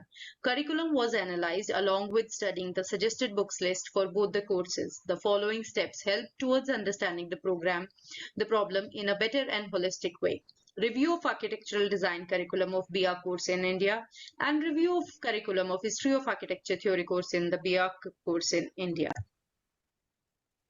Review of architectural design curriculum of B.Arch course in India. Architectural Design Studio is conducted in the B.Arch course starting first semester itself and runs through the entire 5 years, with the exception of the practical training semester. Contact hours vary anywhere between 6 to 12 hours per week. The detailed Architectural Design Studio syllabus of the 13 institutes under the study was studied and analyzed, and the following observations were made from Semester 1 and 2 are mostly denoted as basic design, even though it is named slightly differently in different schools. The course content remains the same. Semester 1 deals with the introduction of basic elements and principles of design and the concept of space. Semester 2 introduces the concepts of third dimension, anthropometry, and design of a basic space, mostly single unit.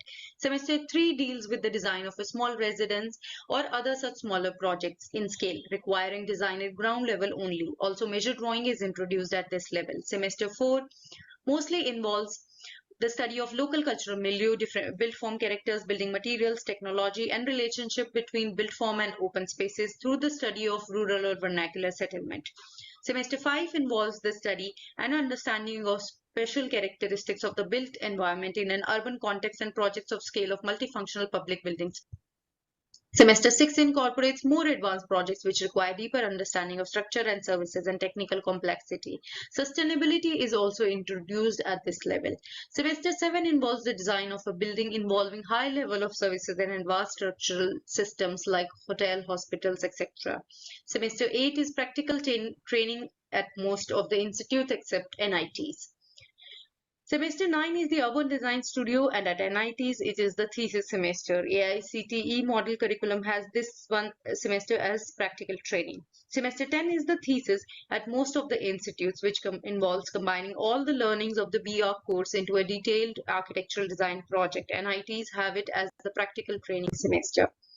After examination, it was found that history finds only a slide mentioning the content or objectives in only 2 of the architectural design studio during the entire 5-year BArch degree program. It is only in these 2 of the architectural design studios, one at SPA Vijayawada 5th semester and one at MNIT Jaipur 6th semester, that a complete semester architecture design studio is mentioned as history and heritage driven. And that also revolves around sensitizing the students to the specific requirements of heritage, of design interventions in areas having significant built heritage characteristics, hence making it more conservation related rather than architecture. Review of curriculum of History of Architecture theory course in the BR course in India. Currently, the theory course of History of Architecture is studied as an allied subject just like all the other subjects in the BR curriculum in India, even though it is mentioned as a core subject. But many subjects run in alienation separated from each other, especially the likes of History of Architecture. The format of studying of History of Architecture is more or less similar throughout the country. In all the institutes of national importance, contact hours for History of Architecture are 2 to 3 hours per week. The other regional institutes follow similar patterns. One can assess that the pattern of History of Architecture curriculum is similar in the institutes of national importance in India. The study content follows the below mentioned timeline from prehistoric to medieval to modern. Whereas ancient and medieval architecture is taught under closed compartments of styles and isms, contemporary architecture does not follow any of that, even though it does follow stylistic parameters like modernism, postmodernism, etc. It is majorly taught as per the individual star architects and their projects. It is interesting to note here that the curriculum carries more emphasis on the Western architects and very minimal on the Indian, South Asian, and Asian architects, which would tend to carry more regional significance. An examination of the BR curriculum and syllabus as presented above permits the drawing of the following inferences. It is evident that all the architecture institutes under the study follow more or less similar pattern and format for teaching of both History of Architecture course and Architectural Design Studio. Only very little variations are visible. For example, SP Delhi and SP Vijayawada has the History of Architecture theory course spread over 5 semesters. The regional architecture institutes of Haryana have the History of Architecture theory course spread over 4 semesters. SP Bhopal, IIT Kharagpur and IIT Roorkee have the History of Architecture theory course being taught in 3 semesters. Even though the History of Architecture theory course is spread between 3 to 5 semesters in various schools, it is interesting to note that the content still remains the same when it is spread over 5 semesters or compressed into 3. The list of suggested books and references is vast in case of Western architecture, which takes up more than 60% of the content. Indian architecture of the Indian subcontinent gets very limited space and significance among the vastness of Western architecture. Western authorship could be a reason for that. Most of the available literature is researched and written by the authors of the West. The resources on the architecture or history of the places like Japan, China, and Russia, and a few others are completely omitted. The architecture of these places is hardly discussed in History of Architecture course. Europe and America take up all the center stage. The list of suggested books is limited in the Indian context, with most of them following a colonial outlook on Indian architecture. Exceptionally few, like Adam Hardy, talk about Indian architecture history through the post-colonial construct. A few Indian authors have also written about the history of Indian architecture, but that is a recent phenomenon. Sadly, among them also some follow the same colonial outlook, and only a rare few have a fresh take on the subject. The important reading list of History of Architecture course Indian Architecture with references recurring most commonly in the institutes undertaken in the study can be understood clearly through the below figure, wherein Western authors take up most of the books to be referred for the study. In the last few years, a positive change can be seen wherein Indian authors have started to write about the Indian history, but most of them are on contemporary history. It is still a long way to go to bring in more regional perspectives into the academics, especially in the context of architecture design and History of Architecture theory course. Conclusions. The research concludes with insights into the challenges and opportunities associated with integrating these two essential components of architectural education. There has been little debate on the role of the past in the Indian context. There is a need to redefine the teaching and learning of the history of architecture course in the BR curriculum in India for its role in the design process in the design studio. Literature suggests that there is a lot that one can learn from history. History of architecture theory course is overloaded with information and knowledge that has not been utilized into the design theory and practice. History of architecture should be well integrated into the architectural design studio. Only then can it add meaning to design. Studying history is much more than just memorization of dates. History is being taught in most of the schools in the same manner, following the historic timelines to the current times, providing information about what happened when from antiquity to the present. This method simply anchors the history in the past, and there is not much which one understands as a takeaway from all this information loaded subject. The takeaway for architecture design studio is largely missing. There are multiple challenges in integrating history of architecture and architecture design studio. The research suggests curriculum to be one of the most important factors. There is a dire need to rework the curriculum to make the learning of the other subjects, especially theory and history, to be more evident in the architecture design studio exercises.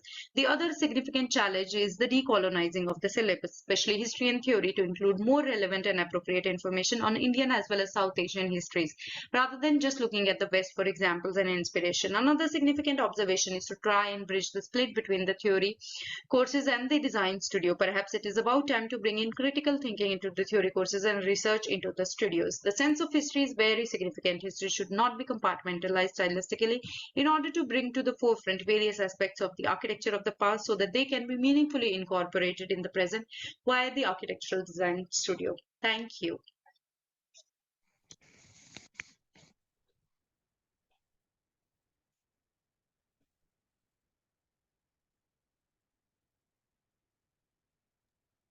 Doctor, I will try to find Professor Olufemi. I will download his video in order to have it. 1 minute. Just we need time to download it. Few minutes.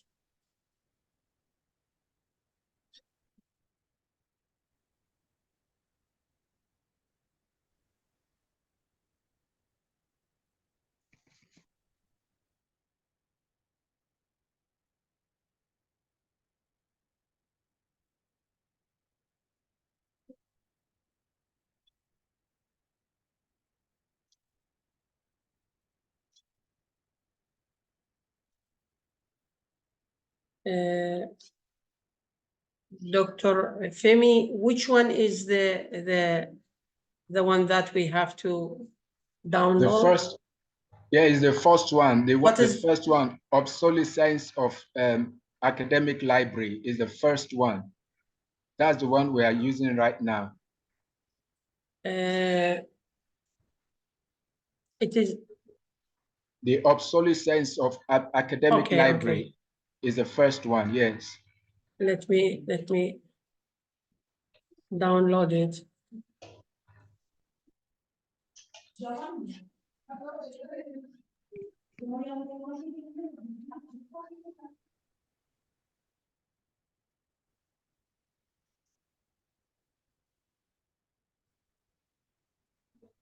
I am downloading it now. Okay. We can take another paper while we are waiting for the download, isn't it? No, it is okay. Okay.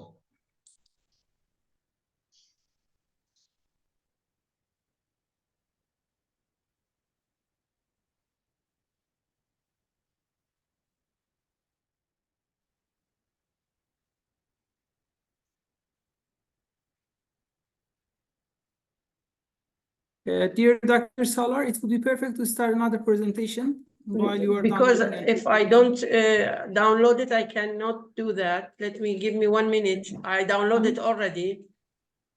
Actually, it is not acceptable, but let's try it. Okay. Yes. Let's keep on time.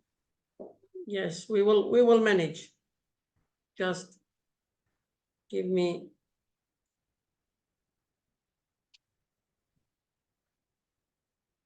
Actually, that was the reason that we asked from authors to prepare the Yes. YouTube link. It is a Yes. waste of time. Our Uh, colleagues are waiting here. Okay, now here we are. So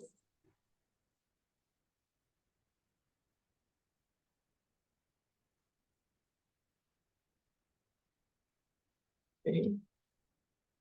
Share screen.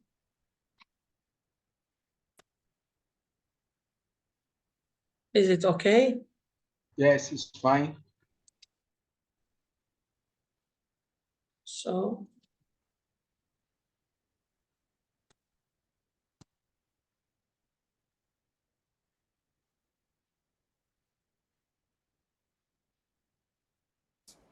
Amaka Anolwe Martha Basi and Ebere Donatus Okonta on obsolescence of academic library buildings in Nigeria, challenges and opportunities to meet 21st century users' expectations.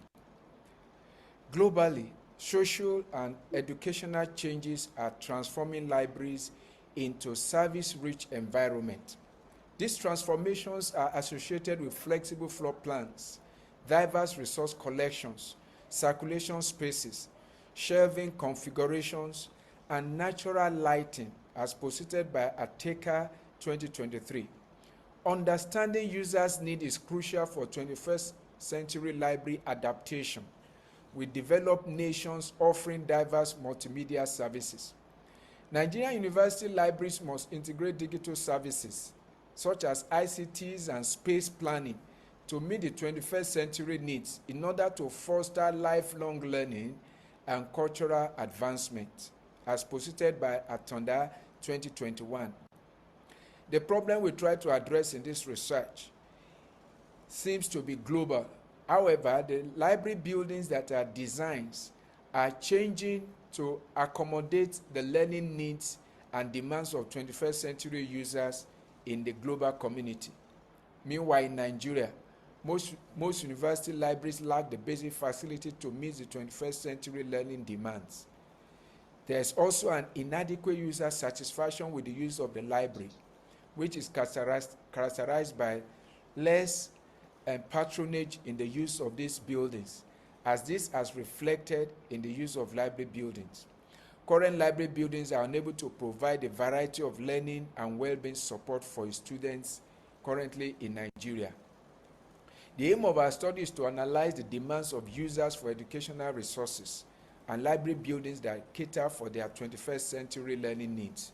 The objectives are: one, to determine perception of library users on the environmental conditions of the library; to examine, two, the space requirement for 21st century library users; and three, to determine the adequacies of the library design for library in the 21st century. In our literature review, we found out that library spaces are being redesigned to promote learning and community engagement, and they also focus on interactive and flexible learning environment. The designs of these library spaces is continually changing to promote discussion, interaction, and hands-on learning. There is also persistent issue of space constraints in libraries, including material storage, accessibility, service location, staff position, and service points. Academic libraries are gradually transforming spaces to foster flexible learning environments, therefore encouraging student engagement and addressing the needs of the knowledge society. There are challenges that we identify that are faced by academic library buildings in Nigeria. Number one, we have the technological obsolescence. Obsolescence is a state of being no longer needed because something new is invented. So on a global level, technology warrants the need for adaptation to the impact of technology on modern library services so as to retain relevance. We also find out that there are space constraints relevant in Nigerian context where the expansion of educational institution is large. It amplifies the need for study spaces and collaborative areas and resource storage. We also identify unmet 21st century users' expectation. So we found out that utilizing a diverse range of multimedia to deliver and array of services to varied, diverse audience is lacking in Nigerian academic library buildings. Other challenges that are faced by academic buildings in Nigeria are technological advancement. The shift in technological advancement has also created the need for diverse spaces requiring innovation, redesign, and expansion of library buildings. Furthermore, there are collaborative spaces that are missing. Lack of spaces for community buildings, other facilities such as e-learning classrooms, technology hubs, group workstations, and video conferencing, along with social spaces, are lacking and missing, therefore resulting to less use of academic library buildings in Nigeria. The methodology for addressing the objective of our research and to collect the robust data is quantitative in nature, and it outlines how a social and human problem could be investigated in terms of answers to specific questions. A cross-sectional survey technique that uses the statistical data from questionnaire responses as the main tool was adopted. The sample populations comprise of users consisting of respondents who are users of university libraries such as students and lecturers and postgraduate students and researchers. From our results, we first of all made use of some instrument and measurement skills and reliability to verify the validity of the results obtained in this study. Chromback Alpha was used to measure reliability with all parameters showing nearly equal reliability coefficient. Out of 520 questionnaires that were sent out to users of academic libraries, 484 were returned, with 51% male and 39% female. The majority were aged between 18 to 22, with the lowest age being 53 and older.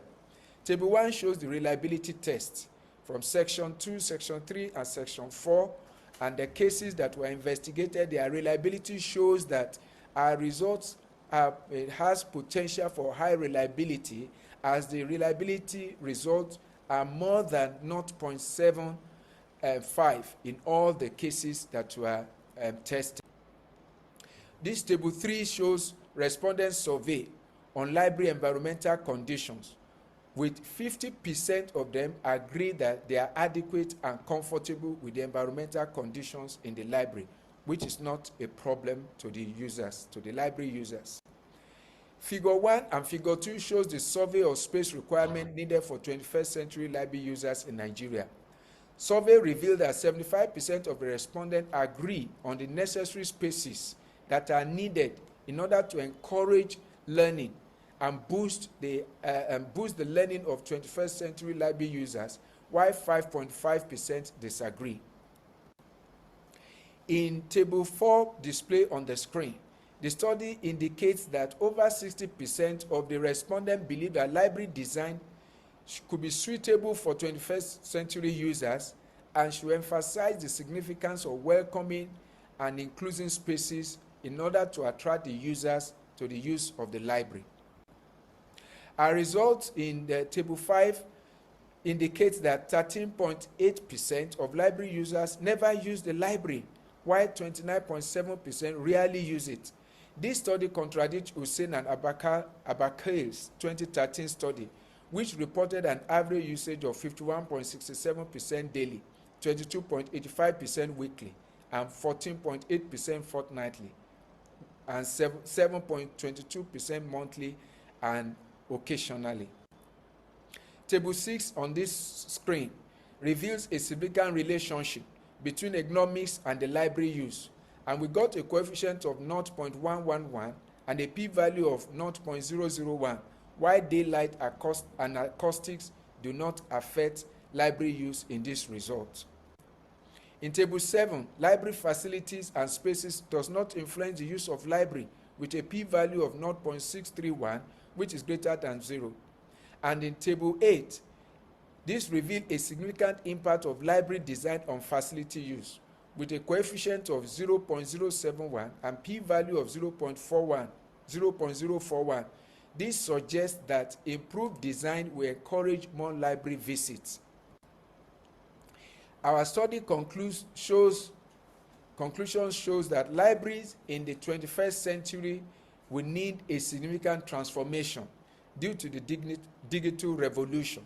The study explored Nigerian academic libraries, revealing that despite their impressive resources, they lack modern amenities which discourage patronage. In the 21st century libraries, adequate space is crucial for promoting discussions, interaction, and hands-on learning among users. Thank you for listening.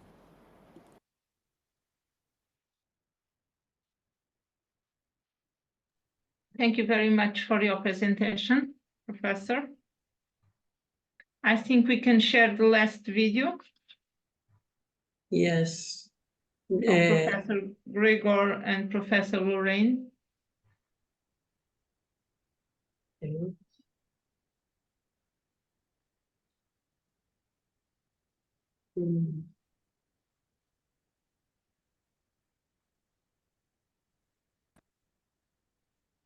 Good morning to everyone, and thank you for the opportunity of taking part to this event.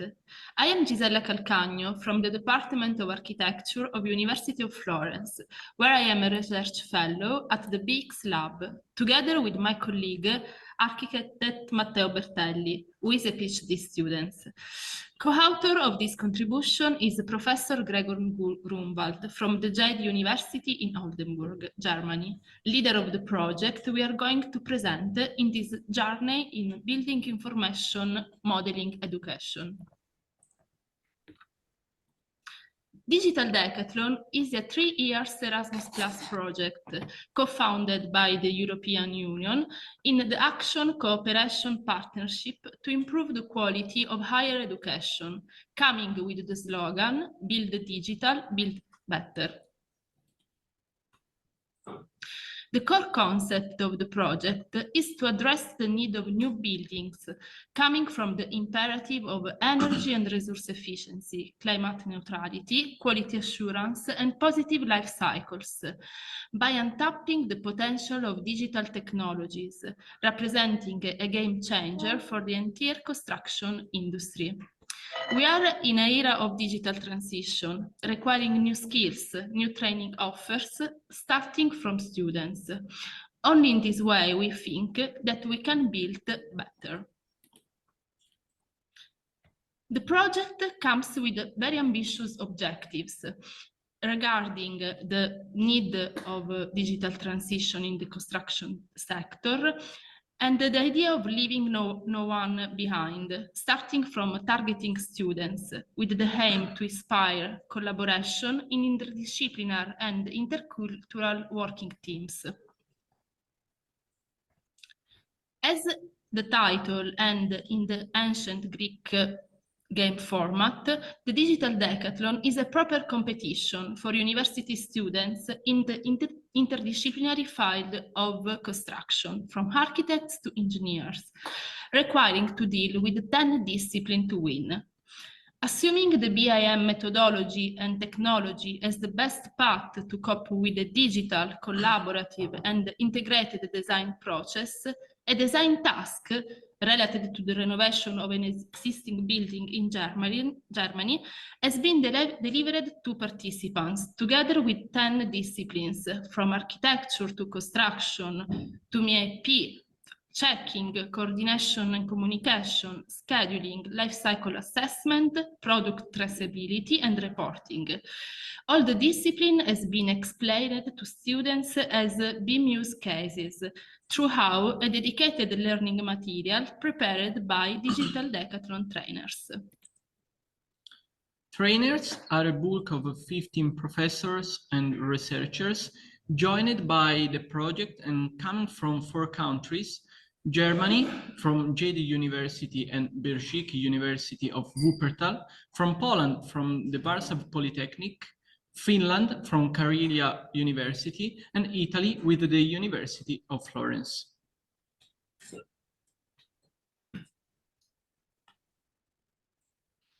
Digital athletes and participants have been 25 students in the interdisciplinary field of architecture, civil engineering, building services, engineering, From the same 5 universities merged and mixed in an international and interdisciplinary design teams made by 5 students.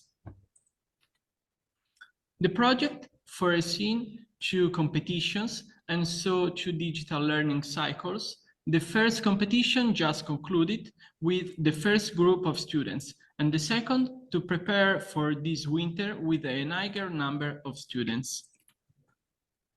Just take a look in the journey of the first competition, which started in October 2023 in Wuppertal, where the 25 students coming from 4 countries met for the first time. Here in Wuppertal, trainers explained the design task, the rules, the prepared learning materials, and the deadlines of the digital decathlon.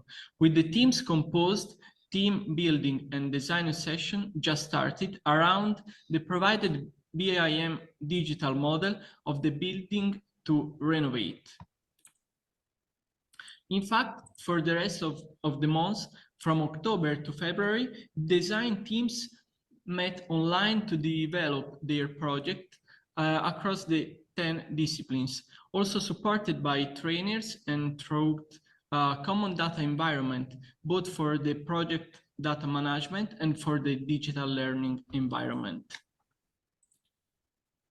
After 4 months of works, the project design have been delivered and evaluated by a dedicated jury with external members experts in the BIM methodology. The evaluation regarded not only the architectural high quality of results, but also the skills and capacities developed by the team to cope with the 10 BIM use cases under the 10 disciplines considered. The final event, with the presentation of all the teams and the proclamation of winners, was held in Florence in February. And this was an occasion to assess the quality of digital decathlon innovative learning format that has a serious game, engaged students in a stimulating adventure, but also sharing fun time together. Now we are in between the first and the second competition, and we are analyzing what worked and what not, such as the challenges in the digital workflow, the presence of different BIM backgrounds, or the need to reinforce the collaboration also in the remote way of working. We are also trying to valorize the very positive experience in terms of interdisciplinarity, but above all of international and intercultural exchange. The objective of this ongoing evaluation process is based on the real experience and voices of students and trainers, is to optimize the format, the design task, and the learning material for the second competition, when a new journey will start on building information modeling education towards future replicability worldwide. Thank you for the attention.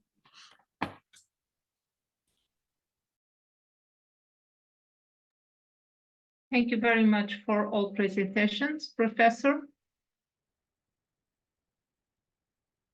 Thank you for your help with sharing all the videos.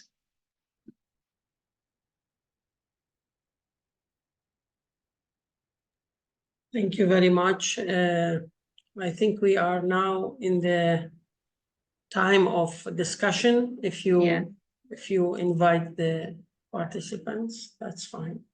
I don't know if anyone has a question or something that want to be explored.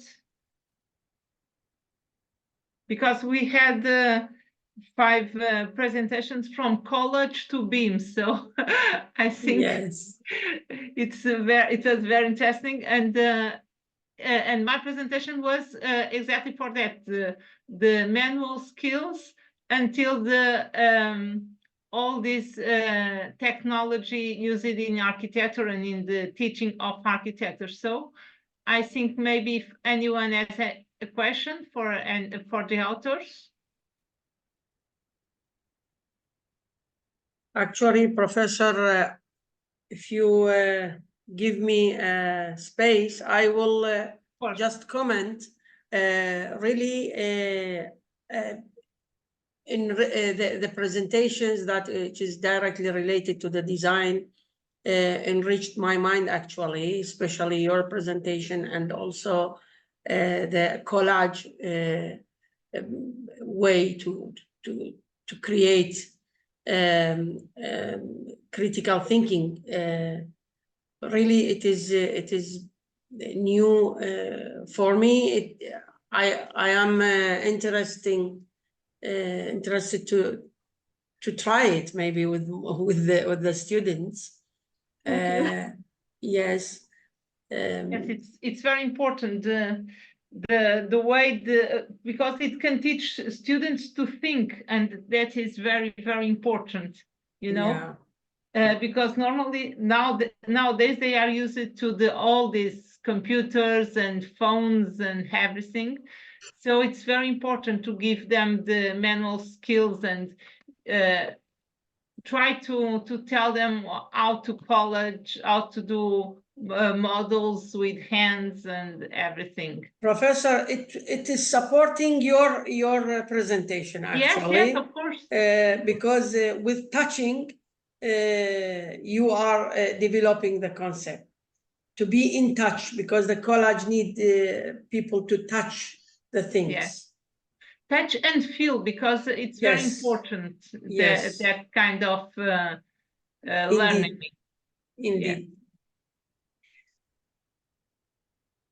So, any questions? Any comments?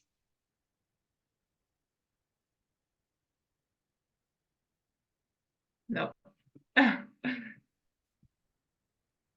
So maybe we are on time. May I ask how of course, you? Of course. Yes. May I ask how you have been able to practically make use of the collage as a tool, and how what would you consider as a rate of the success of the use of it as a tool in for as a development tool? So we used it like after studying literature and studying the case of Tatiana Bilbao. We used it in a design studio, and we got the students to think, focus on metacognitive way. And when they were doing collages, we had asked the students to take the decisions consciously and question every piece of fragment that they were adding while making collages.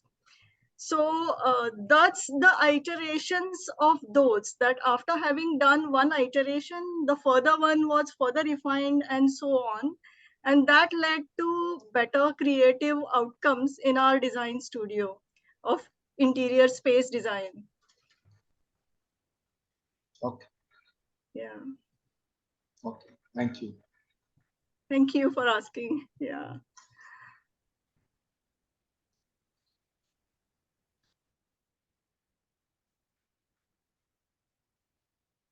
So, Professor, if you don't mind, try to wrap up with this session, because we are going to enter another session. Thank you very much. Of course. Thank you for all presentations and for your work. Thank you very much. And thank you, Professor for access all the videos and share all the work. Thank you very much. Welcome. Thank you, everyone. Thanks. Thank you for the opportunity. So we are going to the new session now. If Dr. Riham is here, we will wait, because I think she will attend 5 o'clock. So we will have 10 minutes. We will start at 5.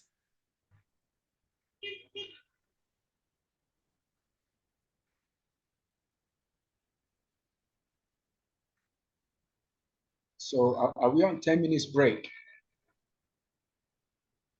Yes, We are in 10 minutes break. Okay. Okay, thank So you. we resume back at 5? Yes, Okay. thank you very much. All right. You're welcome.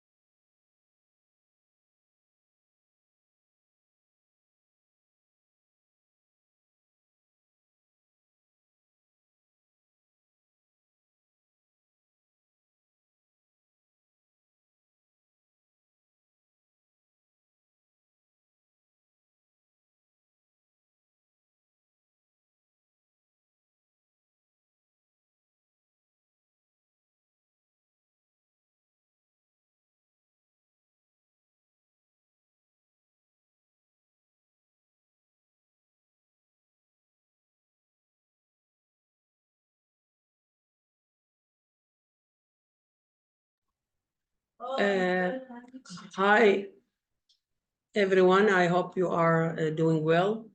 We will start the session now. If Dr. Reham is here or not. Otherwise, Dr. Bukarta, any one of them.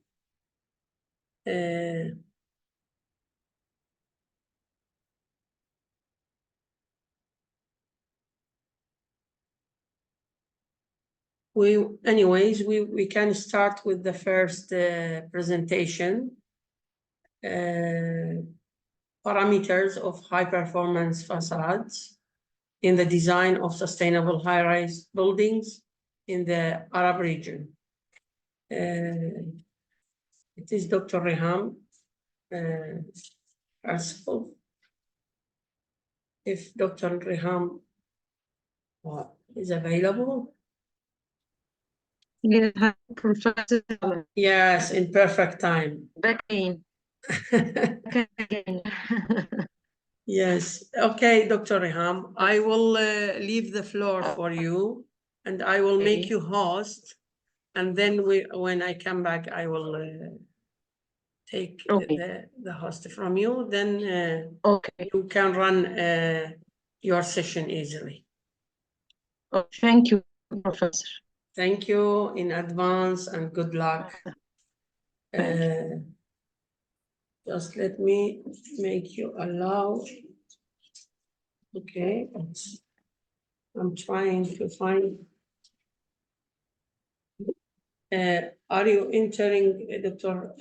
Reham, you're entered by your mobile or your computer? No, it's my laptop. Your laptop. Why I cannot make you host? Make a host, okay? Yes. So you are host now. It didn't for now. So you can share your presentation. Try. First, you click on here. Okay. Then you are the host. So it appears you are the host. No, you are the host now.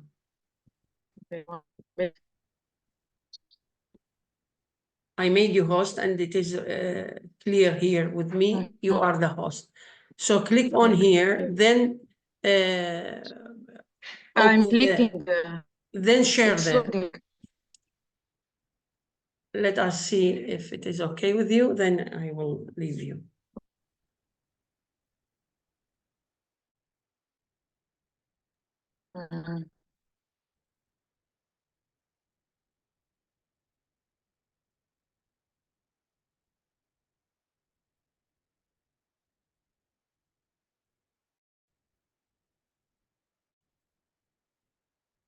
No, it's written host disabled participant screen sharing.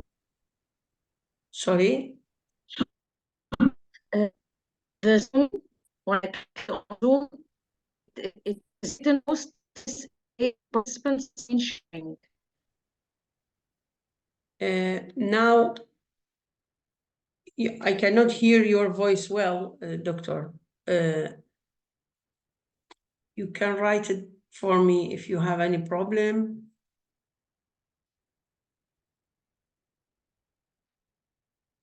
You can share or not.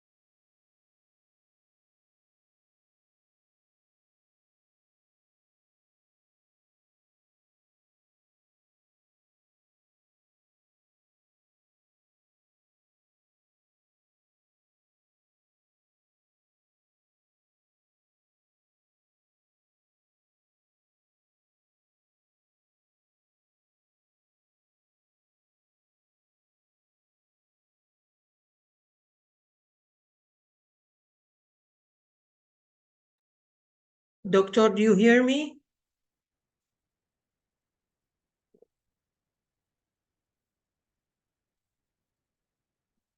So I will start the presentation since I am the host now.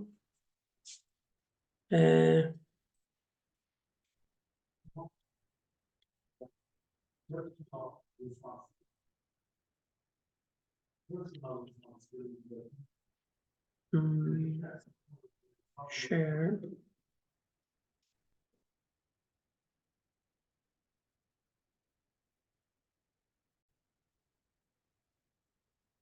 No.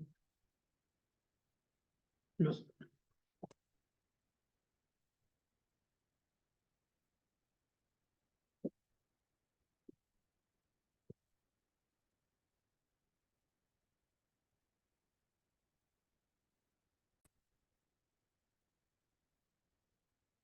Hi, everybody. My name is Riham Nadi Faragalla. I'm an associate professor from Paros University in Alexandria, Egypt. Before starting my presentation, I would like to thank all the team of the conference for its well-organization and giving me the chance and the opportunity to share my paper with you. So the topic of the paper is going to talk about the parameters of high-performance facades in the design of sustainable high-rise buildings in the Arab region. Well, approximately 30% of the global carbon emissions and 40% of the energy consumption originate from the construction activities of buildings. And these excessive amounts of energy consumption, structural waste, and carbon emissions worldwide are mainly attributed to the high-rise buildings, particularly in the Arab region. And accordingly, building facades have significant effects on the operation and the performance of high-rise buildings, since they are the boundary between the external and internal surroundings. Also, facades significantly influence how effectively occupants interact with the surrounding conditions, consumption of energy, and the ability of the indoor environment, such as lighting, heating, and air conditioning systems. The research paper will be divided into 4 parts. The first part is the inductive study that will deal with the research literature review. The second part is the analytical study that will deal with the approaches and environmental control systems for building facades. The third part will deal with the empirical study through applications of high-performance facades in the Arab regions. And the fourth part is the synthesis study that will give me the result and the conclusion. I have 3 main problems for this research. First, that conventional facades are static and cannot react to changes of climate conditions. Second, recent advancements in high-rise buildings resulted in facades that are identical to one another, regardless the used materials and design strategies employed. Third, particularly in the Arab region, the majority of high-rise buildings are not environmentally conscious and are considered the highest energy consumers. All these problems led to uncomfortable interior spaces that are isolated from external environments and completely based on both mechanical and electrical systems for long periods of time to meet users' demands. So it is assumed that by analyzing and balancing thermal comfort, energy consumption, and indoor environmental quality through customizing and improving the design of building facade parameters in passive ways, this can help to enhance the interior thermal comfort of spaces, improve occupants' productivity, and reduce energy consumption inside the building in hot and dry climates. The research main aim is to raise the awareness of designers to determine the design approaches of high-performance facades in order to enhance the overall performance of high-rise buildings, particularly in hot climates. Let's have an overview of the concept and the purpose of facades. The building envelope is any surface that isolates that isolates the thermal conditioned interior of a building from its surrounding environment. And the concept of building envelope comprises roofs, floors, ceiling slabs, foundations, walls, and exterior walls, which is the scope of the research. So the word facade generally refers to the frontal part of a building or the external side of the wall. So we have, according to several references, starting from 1990 till 2021, different definitions and different concepts for facades. And they are all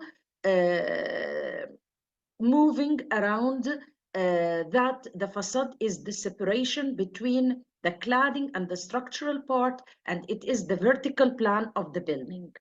So this led to the definition or the concept of high performance facade, that it is a medium that uses the least amount of energy and material to improve the occupants' productivity and health, as well as to balance human comfort and improve the building's energy efficiency.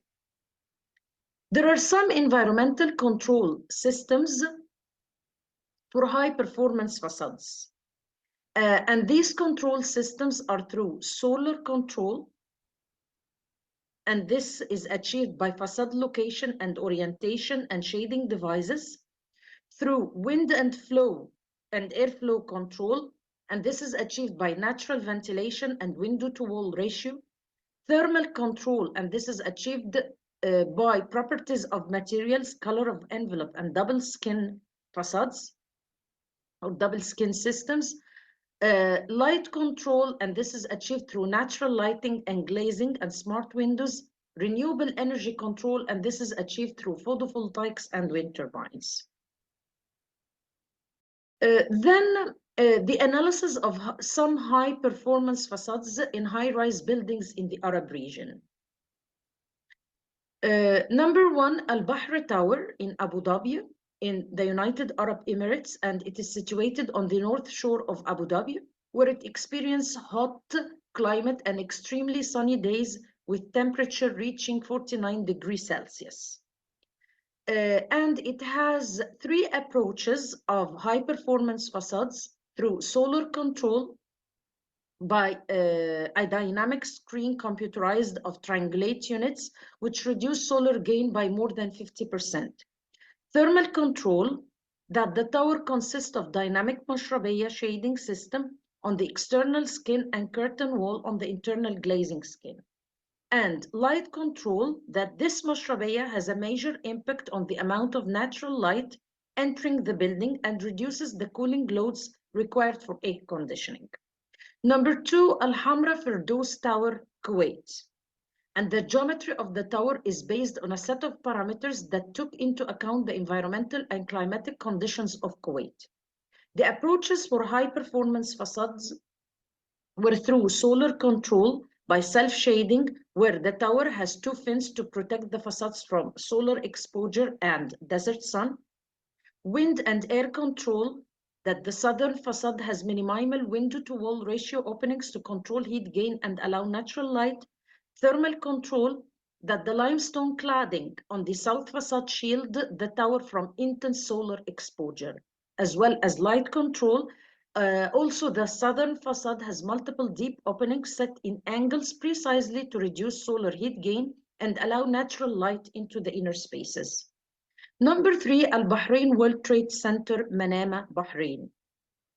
It stands as an icon of sustainable design inspired from the traditional Arabian towers. The approaches for high-performance facades were through solar control, that there are fixed shading systems across the glass facade to minimize solar gains and reduce energy measures. Thermal control through buffer zones between air-conditioned spaces and the outside environment to reduce the effect of sunlight.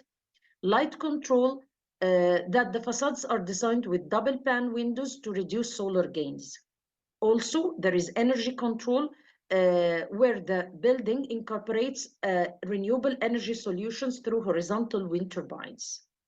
Number 4, Al Doha Tower in Doha, Qatar. It is located in the West Bay of Doha, where the climate is hot and dry with long hot summers and mild winters. The approaches for high-performance facades were achieved through solar control, where a mashrabiyya with linear patterns and aluminium shapes to refract light. Wind and airflow control, that the geometric pattern in the facades is overlaid at varying densities in response to solar conditions, and thermal control through double facade system that is composed of an external layer and internal layer, and also the color of the facade is silver cladding. Number 5, 014 Green Dubai Tower in Dubai, United Arab Emirates. The tower enjoys a unique facade made of thick concrete containing over 1,000 circular openings. The approaches for high-performance facade were through solar control by achieving and creating perforations that serve as solar screen to reduce direct sunlight into spaces, thermal control that is 1 meter space between buildings glass surface that produce a chimney effect, creating efficient passive cooling, and light control through these perforations that let air, light, and views to the interior occupants. Then a comparison between the 5 high-rise buildings was achieved, and it is observed, or it's clear for us that they all achieved the environmental control systems from solar to wind to thermal to light to energy control with different percentages, of course. So this led to a proposed parameters for high performance facades in sustainable high-rise buildings that can be applied in Egypt particularly, or any Arab region with hot arid climate. First, in step number 1, we have to decide the independency, if the building is dependent or independent, and its climatic requirements and occupants and owners and societal needs. Step number 2, we should state the components of the building, such as materials, insulation, external and internal finishing materials, as well as the capacity of energy efficiency, or the quantity of energy efficiency, thermal comfort, and indoor quality. Step number 3, the parameters, which are the solar, wind, thermal, light, and energy control that are indicated in step number 4, such as the orientation and location, and this can be achieved through modulating climatic extremes and operate in the overall building system, shading devices that enhance sun protection, control cooling loads and improve thermal comfort, ventilation and airflow that enhance air quality and reduce cooling loads using natural ventilation schemes, glazing that affect energy efficiency and its aesthetics, smart windows that affects thermal comfort inside buildings, double skin that provide energy conservation, control daylight, reduce the interior heating demands, and provide ventilation, thermal properties of building materials that reduce energy and increases thermal comfort, and finally, photovoltaics that balance the energy of the building. All these indicators will lead to sustainable facades for high-rise buildings in the hot and dry regions. To finalize or to conclude, The research tries to encourage the use of passive design techniques and modern technology in the design of high-performance facades in high-rise buildings, and particularly in the Arab region. Also, there are several conclusions that high-performance facades are based on careful design, where they require careful operating management and continuous maintenance to sustain the indoor environment. And it is recommended to show the advantages of sustainable facades control strategies and whether customized measures are required to increase the occupant satisfaction while reducing the energy demand. Finally, concerning the study or the research limitations, this study only focused on investigating the possibilities of optimizing the building facade design and to improve the building energy efficiency and thermal comfort. The study is limited to multifunctional high-rise buildings in the Arab region. Although some of the findings may be generalized, the multi-objective optimization approach or the indicators can be applied in different contexts. Thanks so much for your attention.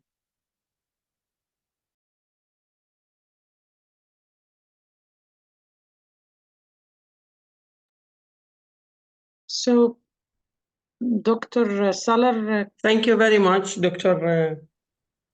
Reham. Thank I you. have many to talk about this because it is directly related to my field, but we will discuss that later. Okay. I want to make you now a host. The host. Yes, Okay. and then let us see if it is okay. Well, let us see. You are host now. Okay. So try to present. I will stop the